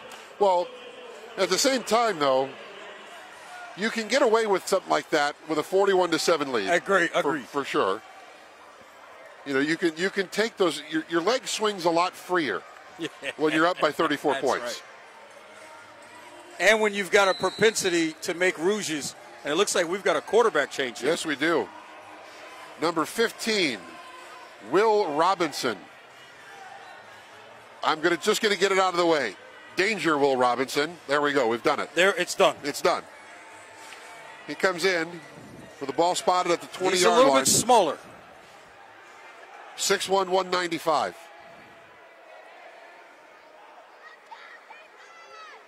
Man in motion is Ward.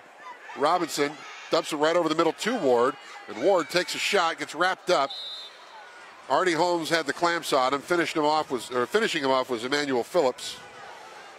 And it goes to the Thunder 22. And we have a timeout, and it's called by Charlotte after that gain of 8, which will bring up his 2nd down and 2. Only in this league. Irvin Bryson is thinking about getting the football back. Yeah, that's exactly right. And you know what? The way Jay Hood's playing right now, I'd try to get it back too. Oh, right. I'm trying to see if I can't spot E.J. McKenzie on the bench. And if this is a quarterback change by necessity of injury or a quarterback change trying to shake things up. Back right. Yeah, it's hard to tell. He may be back right on that bench, but we're not rooting for injury, of course. That's the tough thing with our vantage point. The one tough thing is both teams are right across from us, but the benches are pretty tight, so players are moving. Ward in motion. Robinson taking the snap under pressure, dumps the screen off, wrapped up quickly by Fred Williams is Stephen Jones, number 22. That is a loss of 3 yards, brings up a 3rd down and 5, and Irvin Bryson wants another timeout with 33.9 to play in the first half. So it's quite apparent that he saved those timeouts for this express purpose, to burn them in the final minute, get the ball back to his offense, because you only need .1 on the clock to snap the ball. And if you got .1 in this league, you got a chance. You got time to score. Yep, you got a chance. So we're 33.9 seconds to go in this first half. Thunder in front, 41-7. I'm Mike Solarte, joined by Reg Walker here on the field, essentially, right on the sidelines here of this American Arena League ball game between the Charlotte Thunder and the Jersey Bearcats. The Thunder in front, 41-7. 3rd and 5. Ward in motion. Robinson under pressure. He's going to be wrapped up for a sack. Jimmy Thomas got in. Devontae Adams cleaned him up. That is going to be a loss of 8. And Irvin Bryson calls his 3rd timeout to stop the clock with 27.6. Fred Williams actually blew that up with his blitz. He didn't end up with the sack, but he blew that up with his blitz, collapsed all the protection, and then you get the sack on the backside. Coach Bryson pleading for more time on the clock. I don't think he's going to win that argument, so that's a loss of, actually we'll call that a loss of 8. Should bring up a 4th down and 14. 4th down and 13, excuse me. Will Robinson has seen his fair share of danger in his first series. Quickly. Roach in motion. Snap is to Robinson. Steps up in the pocket. Now fires it over the middle. Artie Holmes with the interception at the 11. Holmes to the 20. Going to be taken to the wall. But a turnover. Another interception for Holmes tonight. His 2nd of the ball game. 3rd of the game for the Thunder. That's their 5th takeaway as well. And Mike Robinson got absolutely drilled. as he threw that football. I mean, he took a shot. And so the Thunder take over 1st and 10. The ball will be placed at their own 20 with their own 19-yard line with 19.1 seconds to go in the first half.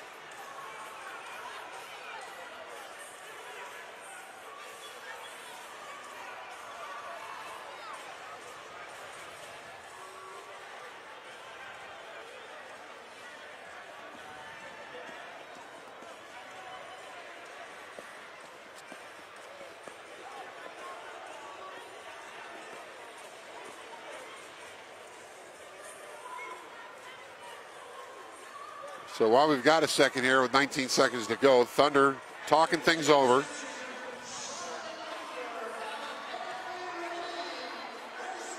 Joey Ramirez comes off the field, which is probably an unwise move.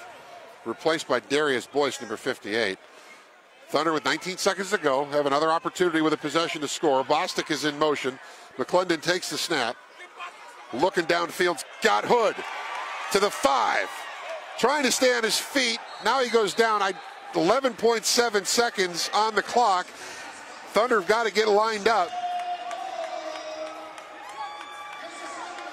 They spot the ball at the 7. Clock is running. 10, 9, 8, 7, 6. Snap to McClendon. Looking, firing, touchdown. And Mike, that is why Irvin Bryson used his timeouts on defense, because he knew his offense could do just that, score in short order. McClendon finds Trey Lancaster.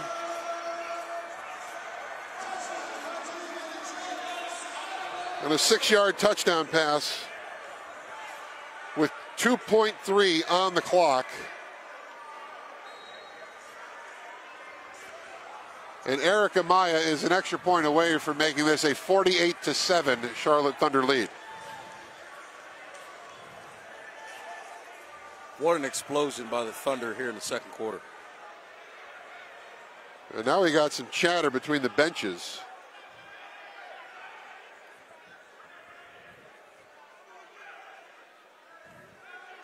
Amaya steps into it, knocks the extra point through. It is good. Yeah, over between the benches. McClendon was enjoying himself near the benches. And again, these benches are very close to each other. And it appeared that someone may have decided to squirt a little water in his direction from the Jersey bench. And he didn't appreciate that. I'll tell you what, Jalen McClendon, in talking to him, is a pretty laid-back fella. So you really got to push a button to get him ramped up like this. You don't need to squirt water at guys. No, I know. I'm just saying. Right. You got to really do something to ramp him up. You got to really. And he's still having words with the Jersey bench. And Coach Kevin Moore standing there trying to keep the peace a little bit. Jalen needs to make sure he stays on his side of the partition. Yep. There's no need to look, you're up 41 points.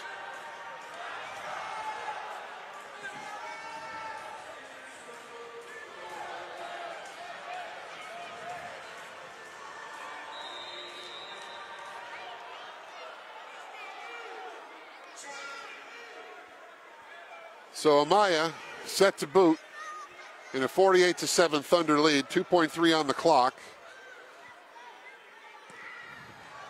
High end over end kick. This will be over the wall and out of play for a touchback.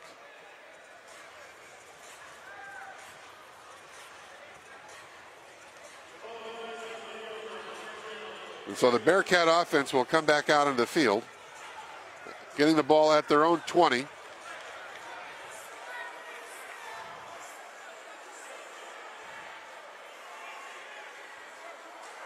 And Will Robinson back at quarterback for the Bearcats.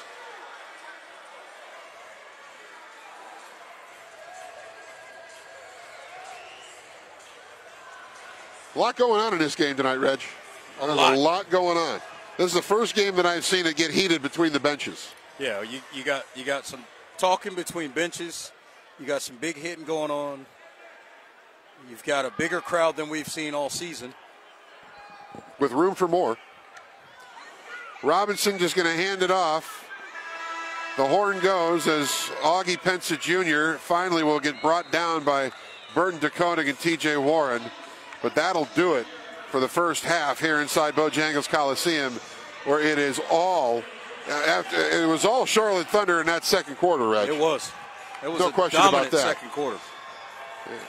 Let's keep our eyes on the field here, just to make sure that the teams get off smoothly. Yeah, and the coaches are out there because they know. Yeah, this game there's been a lot going on, and Carlo Thomas kind of giving a little hug to Augie Pensa Jr., number 24. So it looks like cooler heads are going to prevail here.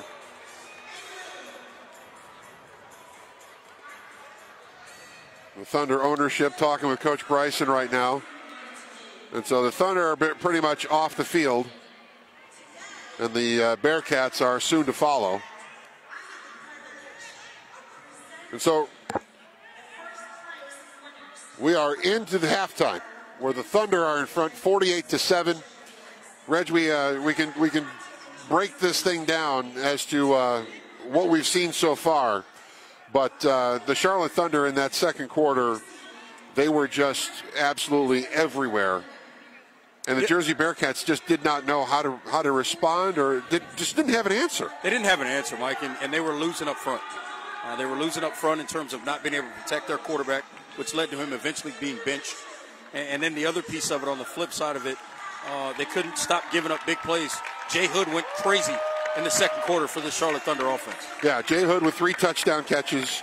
Trey Lancaster has a touchdown catch. The Thunder defense has been outstanding. And even the Jay Hood 3 touchdown catches, let's not forget about the big one he had to set up the last touchdown of the half as well. So making a lot of big plays in that second quarter. Yeah, a lot of explosive plays for the offense. The defense doing a wonderful job, of course. You have Artie Holmes with a pick 6. You have a fumble recovery for touchdown from TJ Warren and Devontae Adams.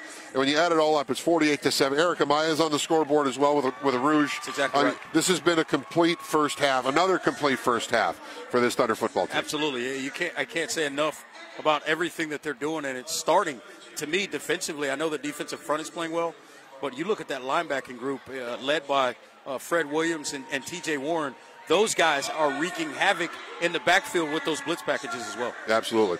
All right, we're going to step aside for the halftime. We'll come back at the start of the third quarter here inside Bojangles Coliseum. He's Reg Walker. I'm Mike Solarte. Thunder in front 48-7. We're at the halfway point here inside the Bowl. We'll be back for the start of the third quarter in just a few minutes.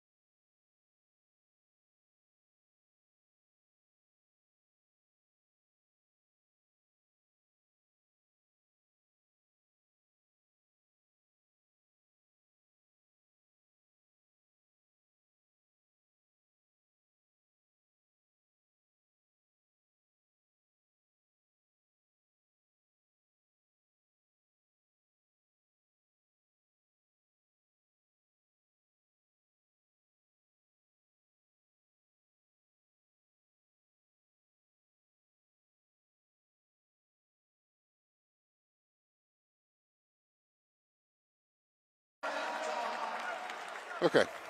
Let's start again. Let's start again. We're coming up on the third quarter here inside Bojangles. Sometimes the Gremlins get in the way. Hey, I mean, it just happens. The Gremlins get in the way when we're doing live TV. Right, exactly. And so sometimes it happens. So we got to juggle a little bit. But we got the right engineering people. We got the right people in the back. They figure it out. Exactly. And so what really has been juggled has been the collective brains of Jersey at this point. A 7-6 Jersey Bearcats lead after the first quarter is now a 48-7 deficit as the Thunder just exploded. They erupted for 42 points in that second quarter. 42. Yeah. That's a number. It is a number, Mike. I mean, that's a whole game for a lot of teams. Yeah. Well, against Charlotte, it's been that way a lot, yeah. Right. And what it comes down to is you've got a Jersey team that came in here, they're able to make a couple plays early and got a lead. Start feeling good about themselves. Then reality set in. This defense of Charlotte started getting after the quarterback, started minimizing their ability to move the football, meaning Jersey's ability to move the football, and all of a sudden it was a deluge of points, both from the Charlotte Thunder offense and defense, and all of a sudden you got a 48-7 game. Yeah, just an avalanche of second quarter points for the Thunder in that second quarter, and so they're comfortably ahead, on their way. I mean, barring something crazy, they'll be 8-0 at the end of the night, and looking ahead to their Week 10 matchup with the Reading Raptors, which is a schedule change. And we'll talk more about that as this ball game progresses. But right now, all systems go for the Charlotte Thunder as Jay Hood's hanging out with us. Rolls up on us. And he can roll up on anybody right now with the first half that he had. There he is. Say hi to the people, Jay. Yeah, there's Jay. There's Jay Hood. There's Jay Hood. 3 touchdowns in the first half. And they kicked the ball off while he's hamming for the cameras. You gotta love it. And Perry Floyd coming up the field. Oh, took a big shot and the ball came out. And the Bearcats have recovered. Perry Floyd, I could hear it. That was hat on hat. Yeah, it was hat on hat. And it took him a second for the ball to come out. Before he dropped the football. Right. So may have been one of those kind of delayed things. You take a shot like that, it can get to you.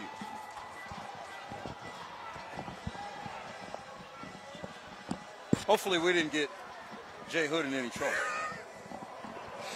Well, if we did, I'll hear about it from Coach after the game. Yeah. I'm going to not go to the locker room to make sure I don't hear about it. Well, big swing in momentum. At least that's what the Bearcats are hoping after the Perry Floyd fumble. They got the ball at the Thunder 15. Will Robinson stays in the game at quarterback. Steps up in the pocket. He drops the football.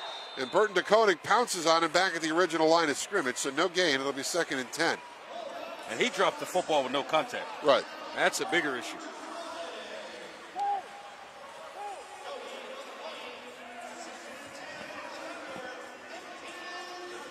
So Will Robinson, the 6'1", 195-pounder, talking things over with his coach, A.J. Roque.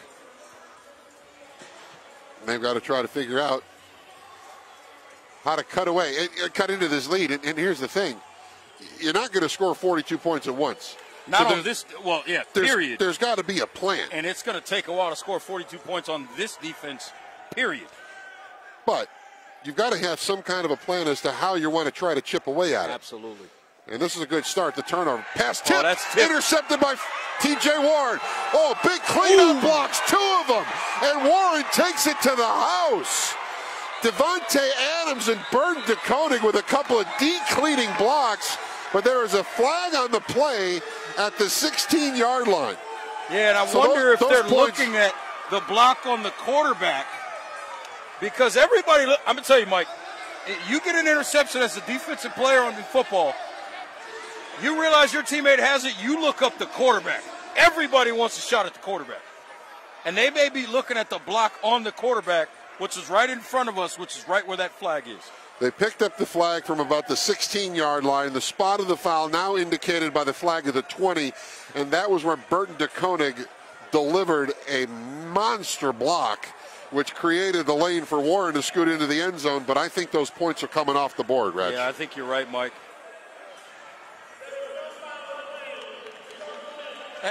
And they picked it up. They picked it up. And that's good officiating. They talked about it. We realize it was the quarterback. We get that. And you want to try to protect guys from blindside shots. Those 2 blocks both look pretty clean. The one was right in front of me. And I thought it would look good in my eyes And Mike, when I say right in front of us, I'm talking about 4 feet in front of us. Yeah. That play was right there, and so I thought it was good, but it seemed as if they were flagging that, and they picked that up. I think that's a good job of officiating. 38 yards unofficially on the T.J. Warren return. Those points do stay on the board. As you talked about, Reg, they picked up the flag. And now the ball ended up in the Thunder bench. You got to get that back. Got to keep playing. And so Eric Amaya lines up for the extra point. But 2 incredibly thunderous, pardon the pun, blocks to spring Warren for that touchdown. Yeah, those were big time. And that's a great job by Warren, understanding where to go, where the space was to get that return and turn it into 6 points, now 7 after Amaya's extra point. Amaya knocks it through, add the 7, it's 55-7. Thunder in command. And we talked about there's got to be a plan to cut into the lead, and a tipped pass at the line of scrimmage turns the ball into a helicopter, falls right into Warren's hands, and instantly defense turns to offense. Everybody's seeking out, everybody in a black jersey looking for a red jersey to get a hat on them. I mean, it just happened so fast out here. Yeah, and Mike, it's a little bit easier to do that when 2 offensive linemen are on their back. Yeah. Because you ran them over at the start of the play. Yeah. Which is how the ball got tipped to begin with. Right. You got your blitz package coming. You bring a blitz. You take out that offensive line. Tip pass. Enough guys are on the ground. A couple other guys get laid out by good blocks after the pick. The quarterback gets his head taken off, and you got 6 more points. Oh, and wait. Amaya's going to kick off, so it may not be over. It may not be over. That's right. I mean, let's call it like it is, folks. This Jersey team isn't exactly horrible. No. They're just getting freight trained right now. Yeah, they're playing a clearly better football team. Rouge me. Nope. That is caught at the wall by Ward. Ward scooting out to over the 5-yard line to the 7 is where maybe the 8 is where they're giving progress. So what you're telling me is it turned into a ruse without the point.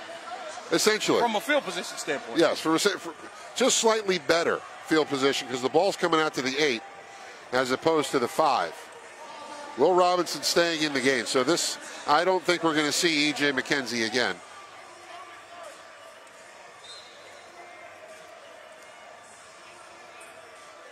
And maybe that's in Jersey's best interest.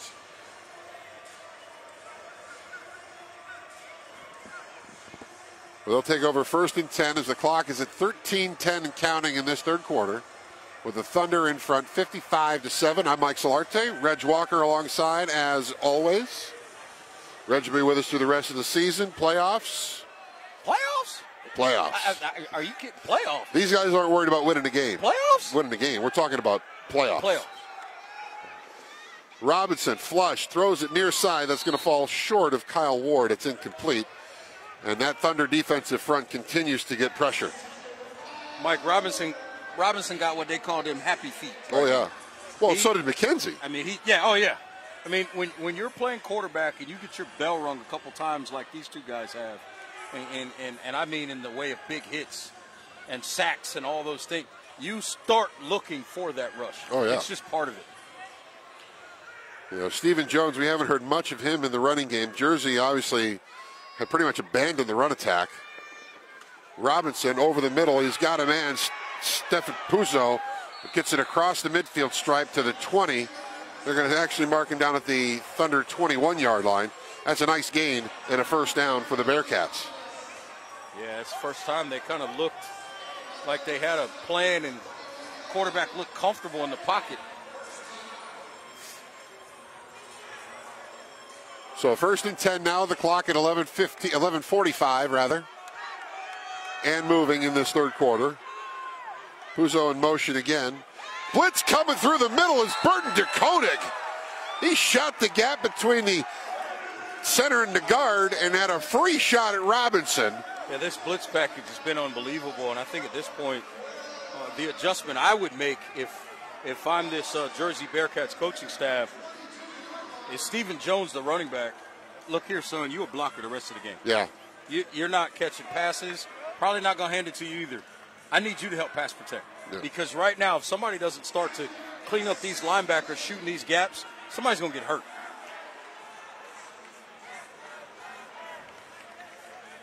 And we have a Let's Go Thunder chant from behind us. This crowd has been engaged all night.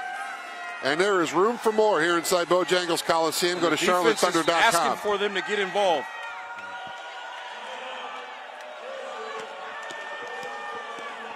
The Bearcats call a timeout.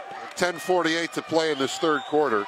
And as I was mentioning, good crowd on hand. They've been enthusiastic. They've been engaged, and there is room for more. charlottethunder.com is where you go for all your ticket needs. Next week, and I think it's safe we can start to talk about next week. The Reading Raptors will come into Bojangles Coliseum. Now, this is a schedule change. Originally, the Tampa Tornadoes were scheduled to come to Charlotte, but the Tornadoes are not finishing their season for reasons that are not known to me. So, that in mind, an open date on the schedule became a reality for the Thunder. And so the Reading Raptors in the Elite Indoor Football League, the EIFL, will come to Charlotte. The Reading Raptors are, as of tonight, and they may be playing tonight, but as far as I know, they are 54-0 lifetime. Now that's EIFL. It's a different league, so it'll be a non-league game. I'm sure we'll have 30 players dressing per side. But that'll be something that we'll talk about as this game goes on. Robinson over the middle, that pass high and over the outstretched arm of Steph Puzzo. Yeah, that'll be an interesting one, Mike. It'll be one worth looking at because, you know, Reading has shown dominance in their league, obviously. Yep. And the Thunder have shown dominance in this league. Now, it's a non-league game. It's essentially an exhibition. But it's two teams that have enjoyed a lot of success. Yes, yes. So it's going to be a good test. And we'll see how Reading stacks up against these guys, or conversely, how the Thunder stack up against them. Exactly. And having played college football in the same state that Reading football team is coming from, Pennsylvania, I can tell you that there's a lot of smaller schools in that state that a lot of guys may have played at that may be a part of that team. So you'll realize there's some good talent in that area.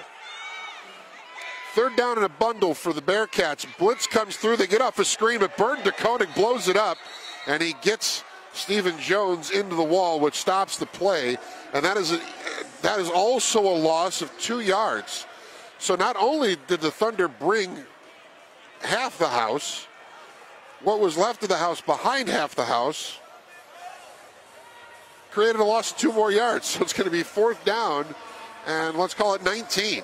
Again, Burton DeKoning, T.J. Warren, Fred Williams, those three guys as linebackers do an excellent job of diagnosing what is in front of them, and then what we call step on his toes.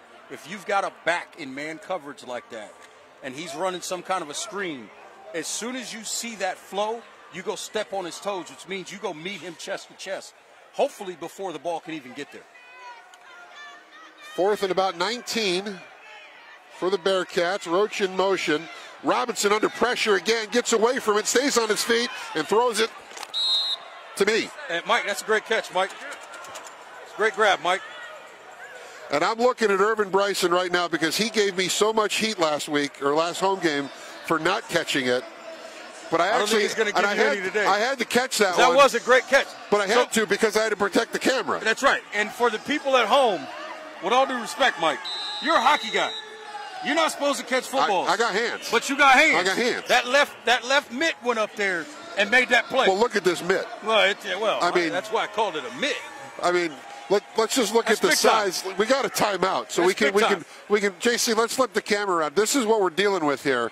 When we're talking about a football coming at somebody, that's a mitt right there, okay? So that catch. See, I played DB. I needed both of mine. But that catch of the football there was not just for me to catch the football, but it saved the equipment. Yes. And that's what I'm all about. I'm saving the gear. And preventing Manny, our producer, extraordinaire, and JC, his other producer with him, from having heart attacks.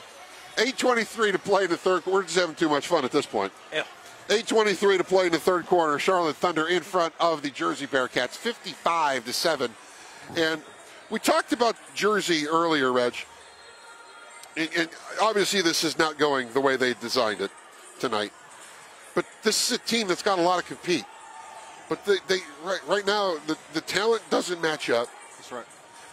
And the breaks certainly haven't matched up. That's right. But a lot of those breaks that the Thunder have gotten have been created by themselves. The Thunder have created those breaks. Absolutely. Forcing the fumbles, the interceptions, the blitzes, the sacks. It's all been happening because they're playing at such a high level right now. I give full marks to these guys from Jersey. They're playing hard. They're not giving up. They're staying in the football game, but it's just gotten away from them. And let me say this, right? You know, we hear this score, right? You see 55-7. And the first thought for most people is, oh, well, Charlotte's offense is going crazy. No. This Jersey defense has played fairly solid. Oh, yeah. Offensively, they've been an abject disaster, putting it honestly. Right. And it's been because the game plan of Charlotte has accentuated the weaknesses of this Jersey football team. They have figured out that they can confuse this protection. They can do different things up front to really slow down this offensive line and not allow them to get lathered up and get into a rhythm. And that's been really, to me, the story of this football game. Yeah, the Thunder defense has really played. They're dictating everything. Right, exactly, to the tune of 4 scores, four touchdowns in this game. There's 55 points on the board, and there's 4 touchdowns scored by the Thunder defense. All right, Thunder offense now has a chance to operate. 1st and 10 at the Bearcats 20. McClendon, the toss to David Ham, gets it to the 20, the 15, takes a shot about the 12. So he'll be just shy of the first down, but a nice pickup of 8 yards. And now, at 55-7, if you're Irvin Bryson, you take the air out of the football, you keep the clock moving, you've done enough. They're going to score more, you know they are. Just bring the hammer. You've done enough to this point. Just get out. Just get the game over at this point. Now it's about hammering home the win. Yes. With the hammer being David Ham. Yeah. And why not a steady dose of David Ham? Because he really has been rather quiet by his standards tonight. But we're probably about to see that change. Fakes the toss. McClendon over the middle's got Jay Hood. He holds on, dives in. Touchdown, Thunder. And he's got kisses for the crowd. That's Jay Hood, ladies and gentlemen. I tell you, he's played really well this game, and it's interesting before the game, and I'd love to figure out what's going on with him, but before the game, someone said something to him about going and getting some water. I don't know if he wasn't feeling well or what, but he has responded easily in this game. Yeah, we were watching the warm-ups from this very spot, and Jay was laying down around the 25-yard line. And one of the coaches came over to him to talk to him, and next thing you know, they had to help him up, and they walked him to the bench, and they were looking at him. And no one's told us what the deal was, but yeah, that's a good pickup on your part to bring that to light, because Hood was not buffed out to a nice high finish. Right. He was a little rusty in the warm-up, but comes through there. Amaya with the extra point, 62-7. Thunder in front. And again, I just want to accentuate this point, because you talked about earlier just how dominant this team is. 7 points through 2.5 quarters given up in this league, in this football period. Yeah. Not just this league, but any indoor football league. Right. To only give up 7 points through 2.5, 3 quarters is unbelievably difficult to do. It's unheard of. It's unheard of. Yeah, so it's unheard of. You when you look at what the Charlotte Thunder have done this year, holding a couple different opponents to under 10 points, it's unbelievable. Well, yeah, I mean, back April the 10th, the road game at Tampa Bay, Thunder win that one 46-9, and then they came back home and faced the Georgia Lions and beat them 64-6. So, I mean, and before those two games, in the season opener against Pennsylvania Union, 67-12, The following week, South Carolina Cowboys came to Bojangles Coliseum and got lit up 84-12. So, I mean, defensively, the Thunder have just gotten the job done from the word go. And that's a credit to these players. It's a credit to these coaches. And Amaya's not going to connect. He's been so close. He had everything except he was a little bit to the right. So the touchback brings the ball out to the 20. Or as we once heard in the movie, just a bit outside. The great Bob Uecker.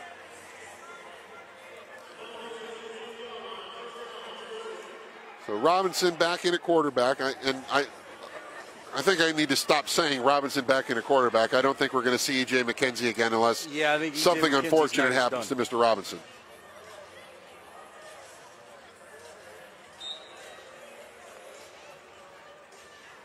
.440 to play here in the third quarter. Clock continues to roll as the Charlotte Thunder in command 62-7 over the Jersey Bearcats. Bearcats bring Kyle Ward split to the near side right in front of us.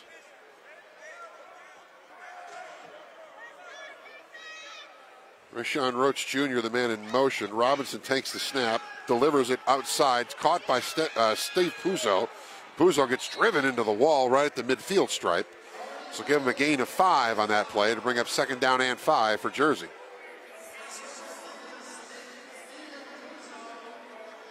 That was a... good pickup. What do you see? Steph Cologne warming up in the bullpen. The tunnel, if you will. In the bullpen. In the pen. May see a quarterback change for Charlotte. Now, I like that, Mike. I think you go to the other guy and get him some reps. Steph's played some games earlier this year. Yep. But it's good to continue to get him opportunities when you can to make sure he's ready and has some game action under his belt. The way that the season has gone, Coach Bryson has been able to go quarterback by committee as Robinson eludes the rush. But T.J. Warren. No, T.J. Warren did a great job spying him basically at that point. And the rush went right past him. Went right past Robinson. I mean, the defensive line was back at almost the 17-yard line as Robinson scooted up. But he wasn't going to get away from T.J. Warren, but he does get to the first down, getting a 6-yard pickup. But I think that's important for this Jersey offense because when you do something like that, now all of a sudden that pass rush has to think twice about getting too deep in the backfield and allowing him to step up. Ball at the Thunder 19 as we're at 2:45 to play in the third quarter. Roach in motion. Robinson. This time the give is to Augie Penson Jr. Ball comes loose. They battle for it. The turf coming up off the floor. And they're going to call that Bearcat football. I think they ruled it Bearcats football. Yeah. They're pointing. That's what I saw from the officials. Yeah, we got a little turf repair that needs to be done. Do a little landscaping down there. Yeah. So Augie Penson Jr. on the carry, the fumble, and then it was recovered by the Bearcats.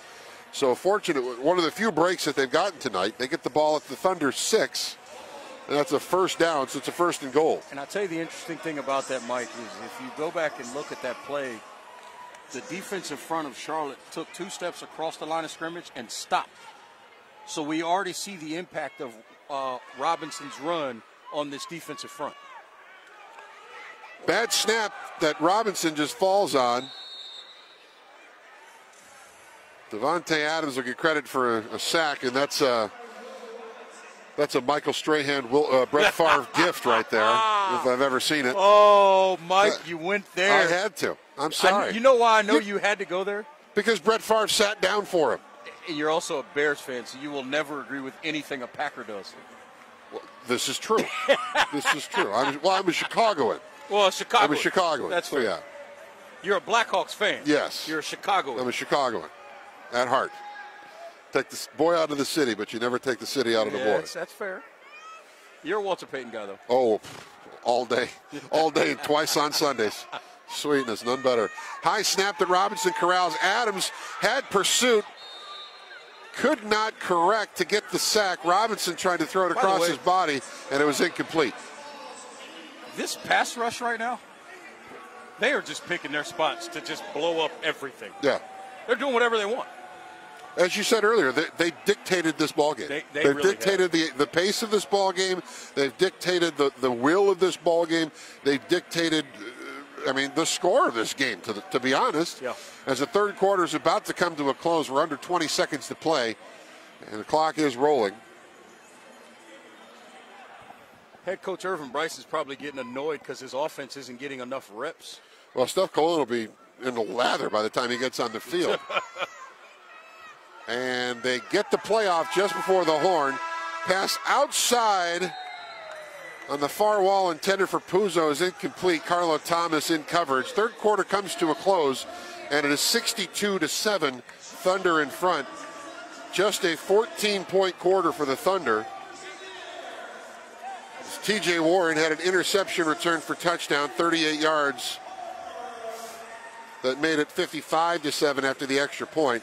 And then Jalen McClendon found Jay Hood for Hood's 4th touchdown catch of the game. Jay Hood's had a night. This is the Jay Hood flu game.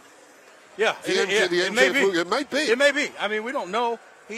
Well, it's interesting you say that because look, it was a hot one out there today. He's also wearing a hood underneath his helmet. Yeah. He's got on the old school hood deal that only shows the eyes kind of thing going Artie on. Holmes wears that again, as well. We're playing indoors and it's 90 degrees outside. Yeah.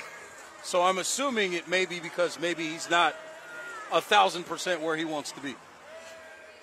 Well, the Thunder are 1,000% where they want to be in this one. Yes, sir. Comfortably ahead, 62-7, 15 minutes to go. Rashawn Roach. This could be one, too, if you get it off.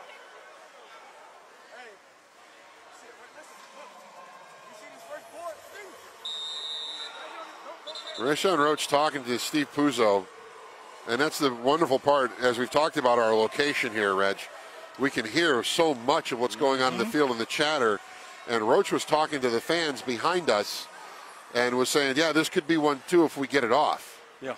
So, looks like 80's going to – I'm just going to go out on a limb here and say this play call is going in 80's direction if they can get it off. Yeah. But there's no guarantee that they're going to get it off because, exactly as we've talked about, this Thunder defense has really just kind of decided when and where they want to, go after the quarterback. And it's fourth down. Make a play. It's a opportunity to blitz. You get a sack. You flip the field all at one time.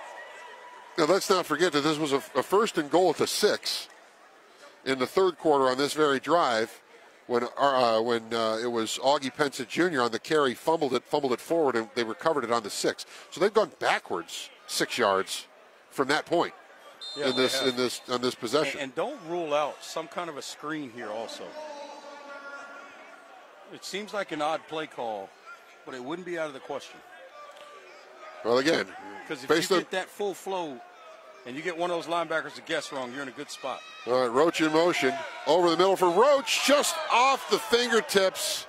It was intended for him. Artie Holmes was in coverage with that ball just off the mark. Roach gave a great effort, but was unable to get it. So it ends up being a turnover on downs. Thunder football, and Steph Cologne, number 2, will come in at the quarterback position. Jalen McClendon is going to get the rest of the night off. Jay Hood's coming back out, and he's in that full scuba hood, yeah. He's got the scuba gear going. Now, you weren't with us when they played Georgia Lina back in week, was that 4? Yeah, back in week 4. And Georgia Lina, they were getting beat down, obviously, because they lost that game 64-6.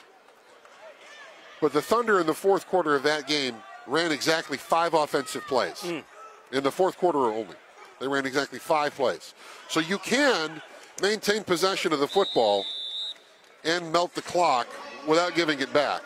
Well, and 21 is the guy to give it to. Oh, absolutely. And I think that's really the point of all this is I think that we're going to see a couple of slices of ham there you go. In this fourth quarter. Yes, sir.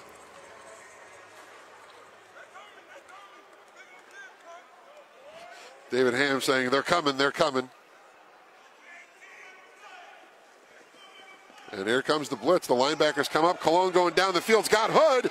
What a catch by Jay Hood off a dynamite dime from Steph Cologne. Touchdown Thunder. That one coming from the 12. That's 38 yards. The Hood's hot, whew, as they say.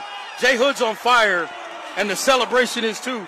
But, Mike, you made a point before that snap, and you were talking about what David Ham said. But the key to that whole thing was, he said, they're coming, which you called out. But the key was, he said, big on big. And what he was saying is, he was telling the offensive linemen, you guys deal with the defensive lineman. I'll find the linebacker and make sure he's blocked, and we'll get this thing off. That's exactly what happened. That's great pass protection. We call that, it's called big on big or bob. If you hear a bob call, that's somebody letting you know, linemen, you guys don't worry about the linebackers. The running back will take care of the linebackers. Eric Amaya drills the extra point.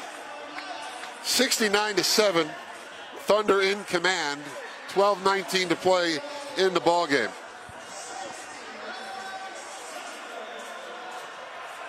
And they have to bring in a new football because the other one's stuck.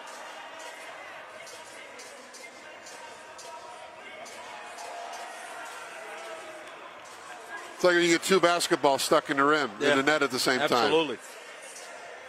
But yeah, Mike, that's great recognition by David Ham at that running back spot. And we know where he's played his college football, spent some time at McNeese State, so he understands football. Yeah. But to make that call and clear that up is so important in a critical spot. Yeah. He let those guys know, listen, you guys, you deal with the guy right in front of you. I'll find the linebacker. And Steph Cologne, if they bring both linebackers, Steph's responsible for getting the ball out before that second linebacker gets to him. And he did a great job. It was a wonderful throw. And Jay Hood really didn't break stride. He just ran into it. And that's something else that I've talked about with Steph in the past is that I think he's a super talented quarterback. He does a great job of throwing guys open. Yes. A great job of finding, like, okay, I've got a 10-yard window in the corner. If I put it in the certain spot, my receiver's going to get to it, and he'll be the only one that can. That's exactly right. He does a great job of throwing guys open. And in that play, he just had to throw it to make sure that Jay Hood didn't have to break stride.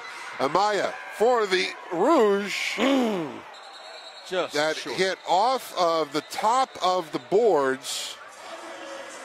They call that a touchback.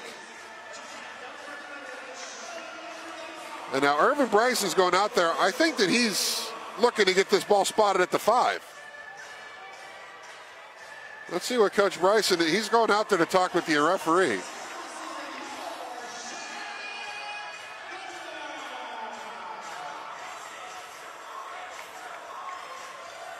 And it doesn't appear that he's getting any satisfaction in this discussion. Yeah, that's going to be a tough argument to win.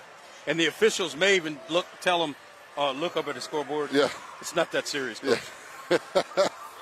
Well, if there's one thing I've learned about Irvin Bryson in this season of getting to know him and covering him and everything. He's going to coach every single aspect of the game and he is at all times. And he is going to fight for every possible advantage for his guys. As any coach should. Yep. Oh, there's no quit in his game. There's no quit in his game at all.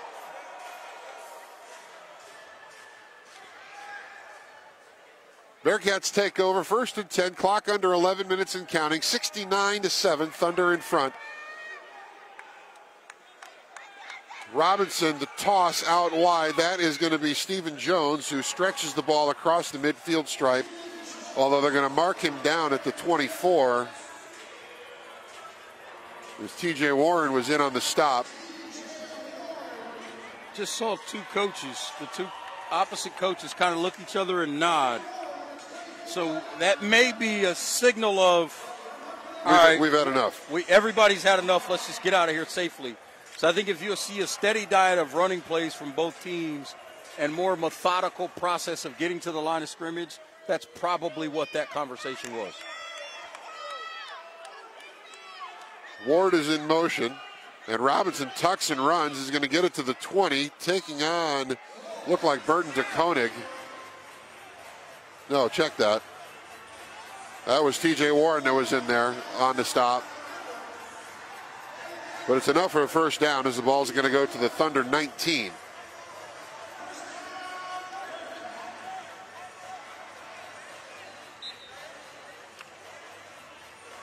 Yeah, right now, Mike, I think we're going to see a lot of running over this last nine minutes or so.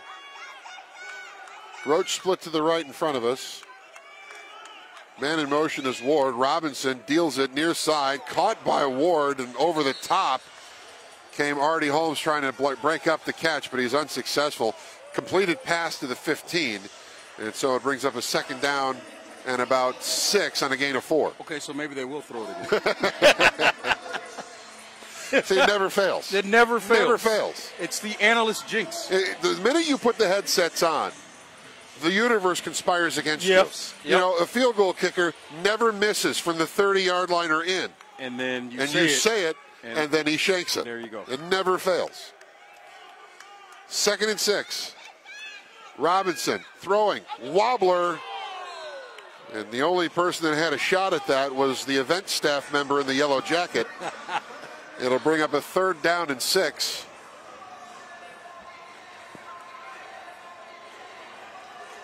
For the Bearcats, as we're under 8.5 to play. That's the nature of this game, too, is that the way the clock runs. Yeah. You've got to score quickly because you really don't have a whole lot of time. You're going to play 60 minutes, but the game clock, 60 minutes. 60. Yeah, the game clock is 60 minutes, feels more like 20. Right. You're out here for 60. But you ain't playing 60. It flies. Oh, yeah. And as you talked about, methodically getting back to the line. They may continue to throw it, but there's the sense of urgency has left the building. There's no need to chase an extra 30 snaps in this game. Yeah. This is good for Robinson as well. Throwing it to the end zone right in the hands of Kyle Ward, and that was a touchdown, and Ward knows it. Yeah, and even the running back, Stephen Jones, is just exasperated. Like, we just need one, guys. We just want one good thing to happen to us. Rashawn Roach, same way. I mean, he was parked here at about the 13-yard line in disbelief that ball hit Ward in the hands and fell incomplete. 4th and 6, 7:20 and counting in this fourth quarter. This is as I was in mid-sentence, this is good for a guy like Robinson, who's not the starting quarterback generally. Came on in relief of V.J. McKenzie, and he's getting a lot of reps. He's getting a lot of live reps against a really good defense that really has only kind of backed out of the gas halfway. That pass intended for Puzo, and that's now it's footsteps. It is. It's that, and it's just I'm ready to get out of here. You know, you get to a certain point in the game when you're getting hammered 69-7. You get to the point where you're just kind of like, I'm ready to get out of here. Yeah, where's the bus? Where's my post-game pizza? Yep. Where's the bus? It's time to go. 1st and 10 for the Thunder.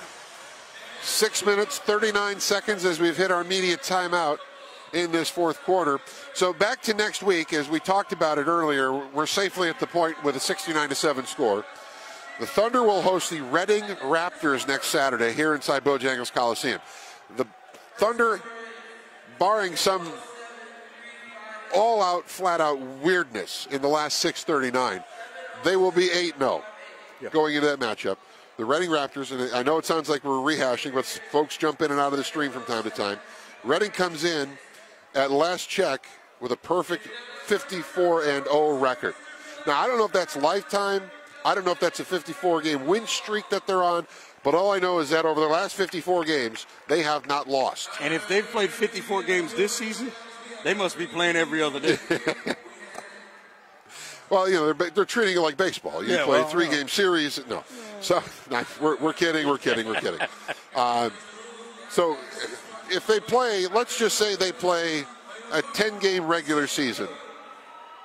That means that it'd probably be less than that. Let's just say they play a 9-game regular season and 2 weeks into playoffs, whatever the case may be. They haven't lost the last 54 times they put the pads on.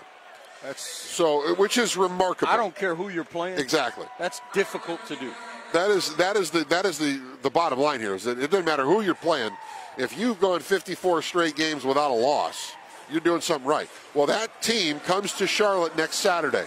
The schedule opened up. Originally, Charlotte was supposed to play the Tampa Tornadoes. Tornadoes are not finishing their season, and as a result, the open date came about. Reading had an open date, an opportunity to play, and so they're coming to Charlotte to take on the Thunder. So a battle of two undefeated teams, two really good teams. We'll meet here Saturday night inside Bojangles Coliseum. Oh, we got a fake pitch and an inside handout to Perry Floyd on the reverse. Floyd taken to the wall hard by Quattrell Huffin. And my man Huffin is still chirping. Oh, he's still talking. Son, you're down by 62. For the people at home, I just switched up. Look here, son. You're down by 62. I'm going to need you to be quiet all the way back to New Jersey. And for the folks at home, Reggie just buckled my knees as he changed persona. Cologne out of the gun. Floyd, Lancaster, Bostic split left in a bunch. Screen to Floyd. Floyd spins, gets taken to the turf. Toby Onyeki, number 95, in on the stop. I think if you're Irvin Bryson right now, you're just getting some reps at some things you haven't used a lot to make sure if that play call comes in, guys know what to do. Well, but on the flip side of that, he's also not going to do anything really exotic. That's right. Because he doesn't want you don't need anybody to see that. And then he doesn't want the season finale when Mississippi comes to Charlotte. That's right. You don't want them to see it either. Trips left again with Floyd, Lancaster, and Bostic. Steph Cologne in at quarterback in relief of Jalen McClendon. Little shoulder fake. And behind the back to David Ham. Ham gets it across the midfield stripe, and that's going to be enough for a first down. And it seems appropriate that the ball is a red, white, and blue football because that was Globetrotter stuff. It was. Right there. And you know what, Mike? I don't think it was designed that way. No. It that was broke improvised. Down. David Ham was blocking, and it wasn't really – it actually was a bad situation because you had Ham blocking a defensive lineman. All due respect to David Ham, he ain't winning that most of the time. He came off, and Cologne said, well, I got to get rid of this because I'm not taking a sack from the same guy, and just whipped it around his back to get it there. That's a great play to pick up a first down. Completely improvised stuff from Steph Cologne right there to pick up the first down. Clock under 4:15. We're at 4:10 to play in the ball game. High snap. Cologne corrals it. Jean-Luc Childs taking care of his man downfield. Cologne finds Bostic, who gets driven into the wall. They're going to mark him down at about the 11-yard line. That's good for another Thunder first down. And the Thunder offense continues to move. But Jean-Luc Childs, number 65, had his hands full with number 95, Toby Onyeki. And Childs able to take him down 5th Street and keep him away from his quarterback. Yeah, that's a great job. Just take him where he wants to go as long as it's out of the play. That's a really good job. And now we'll see if they try to get the ball back into David Ham's hands and let him finish this drive. Steph Cologne doing a little shoulder shimmy with a bunch set to the right for the Thunder receivers. Toss to Ham. Ham fumbles it but picks it back up, stays on his feet now, and he'll be stacked up at about the 10. And they're still trying to rake the ball loose as Joey Ramirez, he's David still Ham playing. is not the guy that you want to get riled up. Don't poke the bear. He is a strong young man. You know, and that's something that we talked about, the big-on-big play earlier on the touchdown. David Ham is one of the most complete football players you're going to see in this level. Absolutely correct. And, excuse me, David Ham may not play another season in this league. I would hope he gets a call because he's done an awful lot in the indoor game, and he's had his moments in the outdoor game. As that pass to Lancaster gets Lancaster shoved into the boards at about the 9-yard line as the clock hits 2:24. David Ham was a camp invitee with the Oakland Raiders. Yep. After coming out of McNeese State. And in talking to Coach Bryson, and that's the one real big advantage that the Thunder have is their ownership group are the NFL guys. Yep. The Thomas Davis seniors and the Ted Ginn juniors and the Jeff Reeds and the Frank Garcias. Yep. Guys that played in the NFL that know what it takes and can make phone calls on behalf of their players. And verify that a guy has the right level of talent. just trying to get him workouts. Shovel pass to Ham. Ham staying on his feet, going to be tumbled down inside the 5 at about the 4. So, and I'll. Good. It's going to bring up a 4th down and short for the Thunder with the ball spotted at about the 4.5-yard line. All right, Reg. And to add to that, Mike, you have to give those guys credit, too, because they could be selfish and try to keep him here and just keep winning. Yeah. But they understand that the opportunity for those guys to take that next step is very important and something that means a lot. So if they can help them get there, they're going to help them get there. All right, 10 seconds until we hit the 1-minute warning. Will they get a playoff before we get the horn? They are not in a hurry, and so the horn's going to go. Yeah. And Irvin Bryson was standing right next to the official. He knew it. Oh, yeah. He wasn't worried about it. Oh, no. Again, we talked about it. We talked about it midway through the third quarter. Try to take the air out of the ball, speed the game up, just keep the clock moving. And at the 1-minute warning now, it looks like the Thunder will probably try to punch one more in, considering they're, but then again, it is a 4th and short. So if you come up short, it's essentially a punt if you don't get the touchdown here. And should point out, they don't have to score a touchdown to get the first down. They got to get it just inside the 1 for a first down. They don't have to score. I mean, 6-1, half dozen the other at this point. Yeah. I mean, it's a 62-point lead. Yeah, I think they're safe. I think they may try to hand it to David Ham, see if they can get him a touchdown. If they don't, so be it. Get out of here with a win anyway. Yep. And look ahead to next week with the Reading Raptors, the undefeated Reading Raptors, 54-0, coming into Bojangles Coliseum for a huge showdown, but one that really has no bearing on the outcome of the season other than bragging rights. We'll see which one gets a loss first.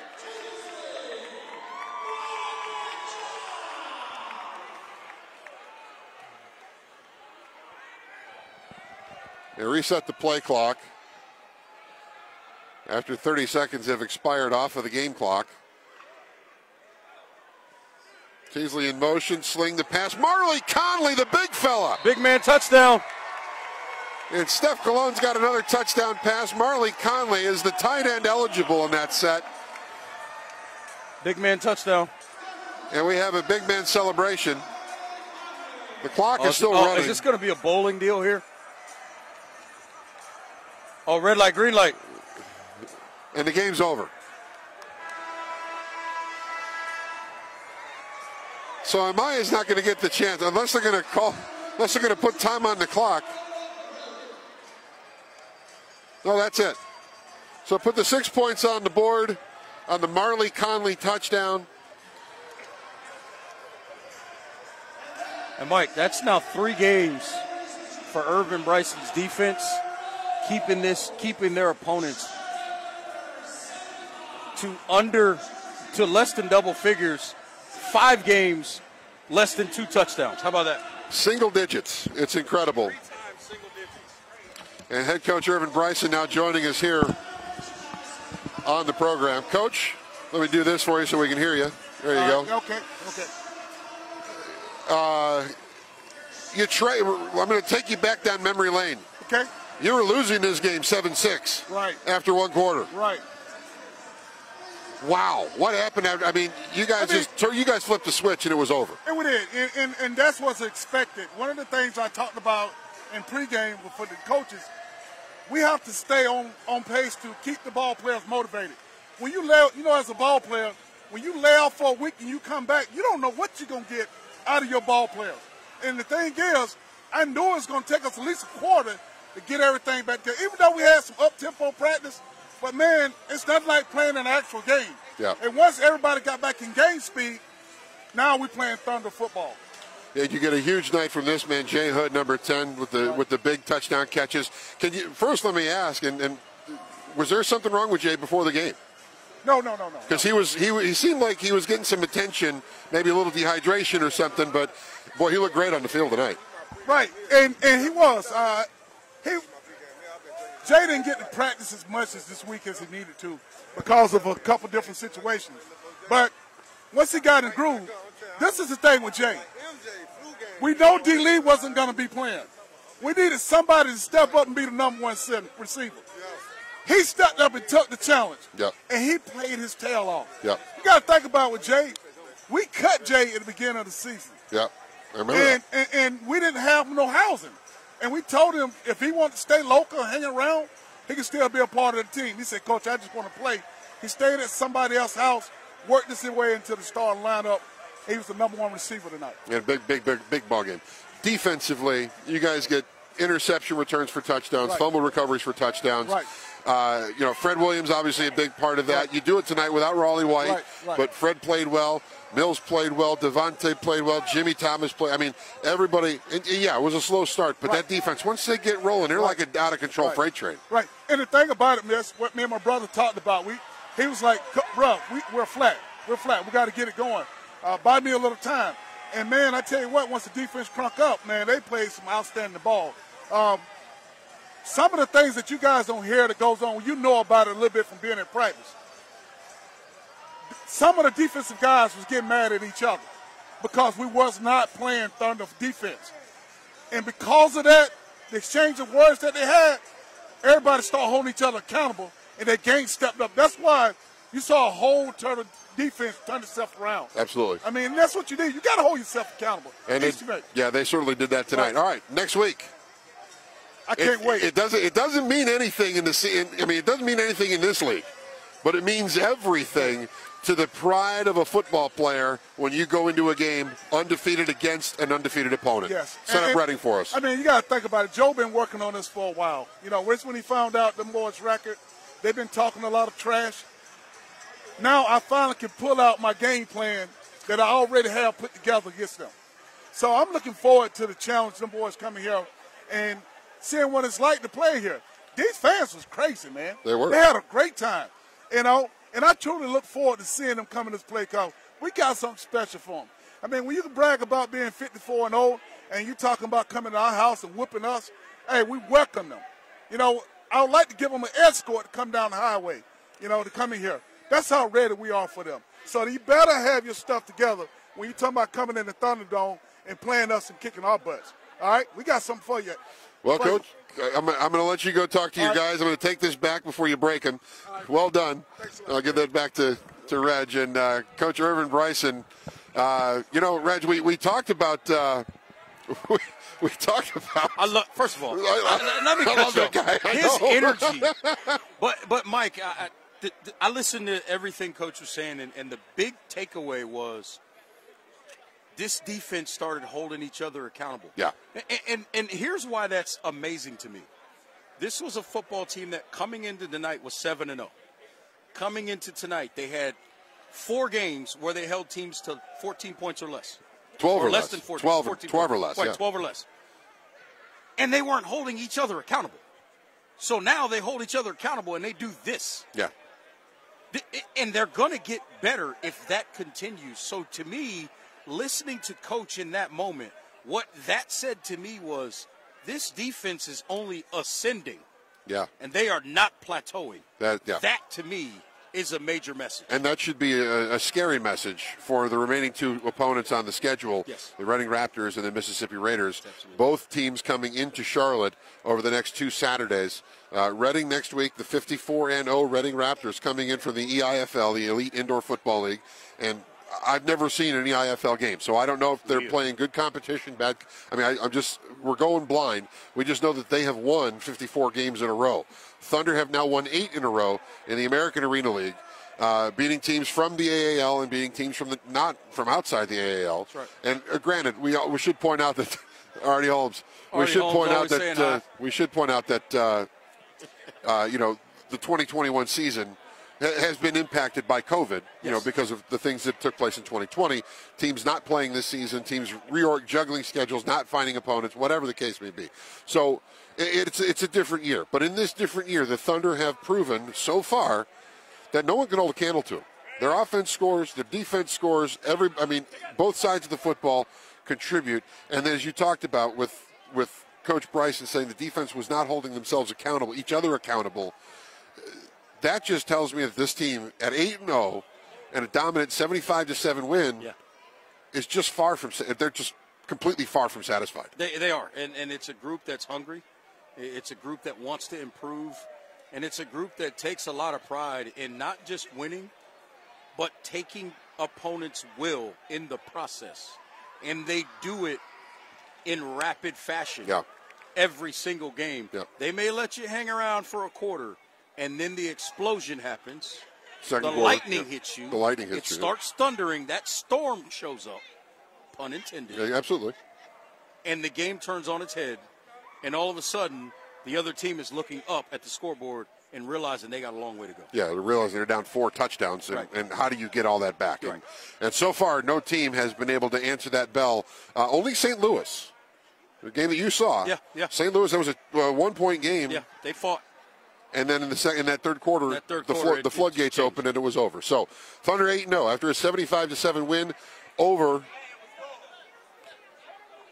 the Jersey Bearcats. I mean, I'm focusing now, and I have Reading Raptors on the brain. I left them on the sideline, but after Coach Bryson got us all jacked up for that game, now I'm ready to call that one. But even he'll tell you, enjoy this one tonight. Yeah.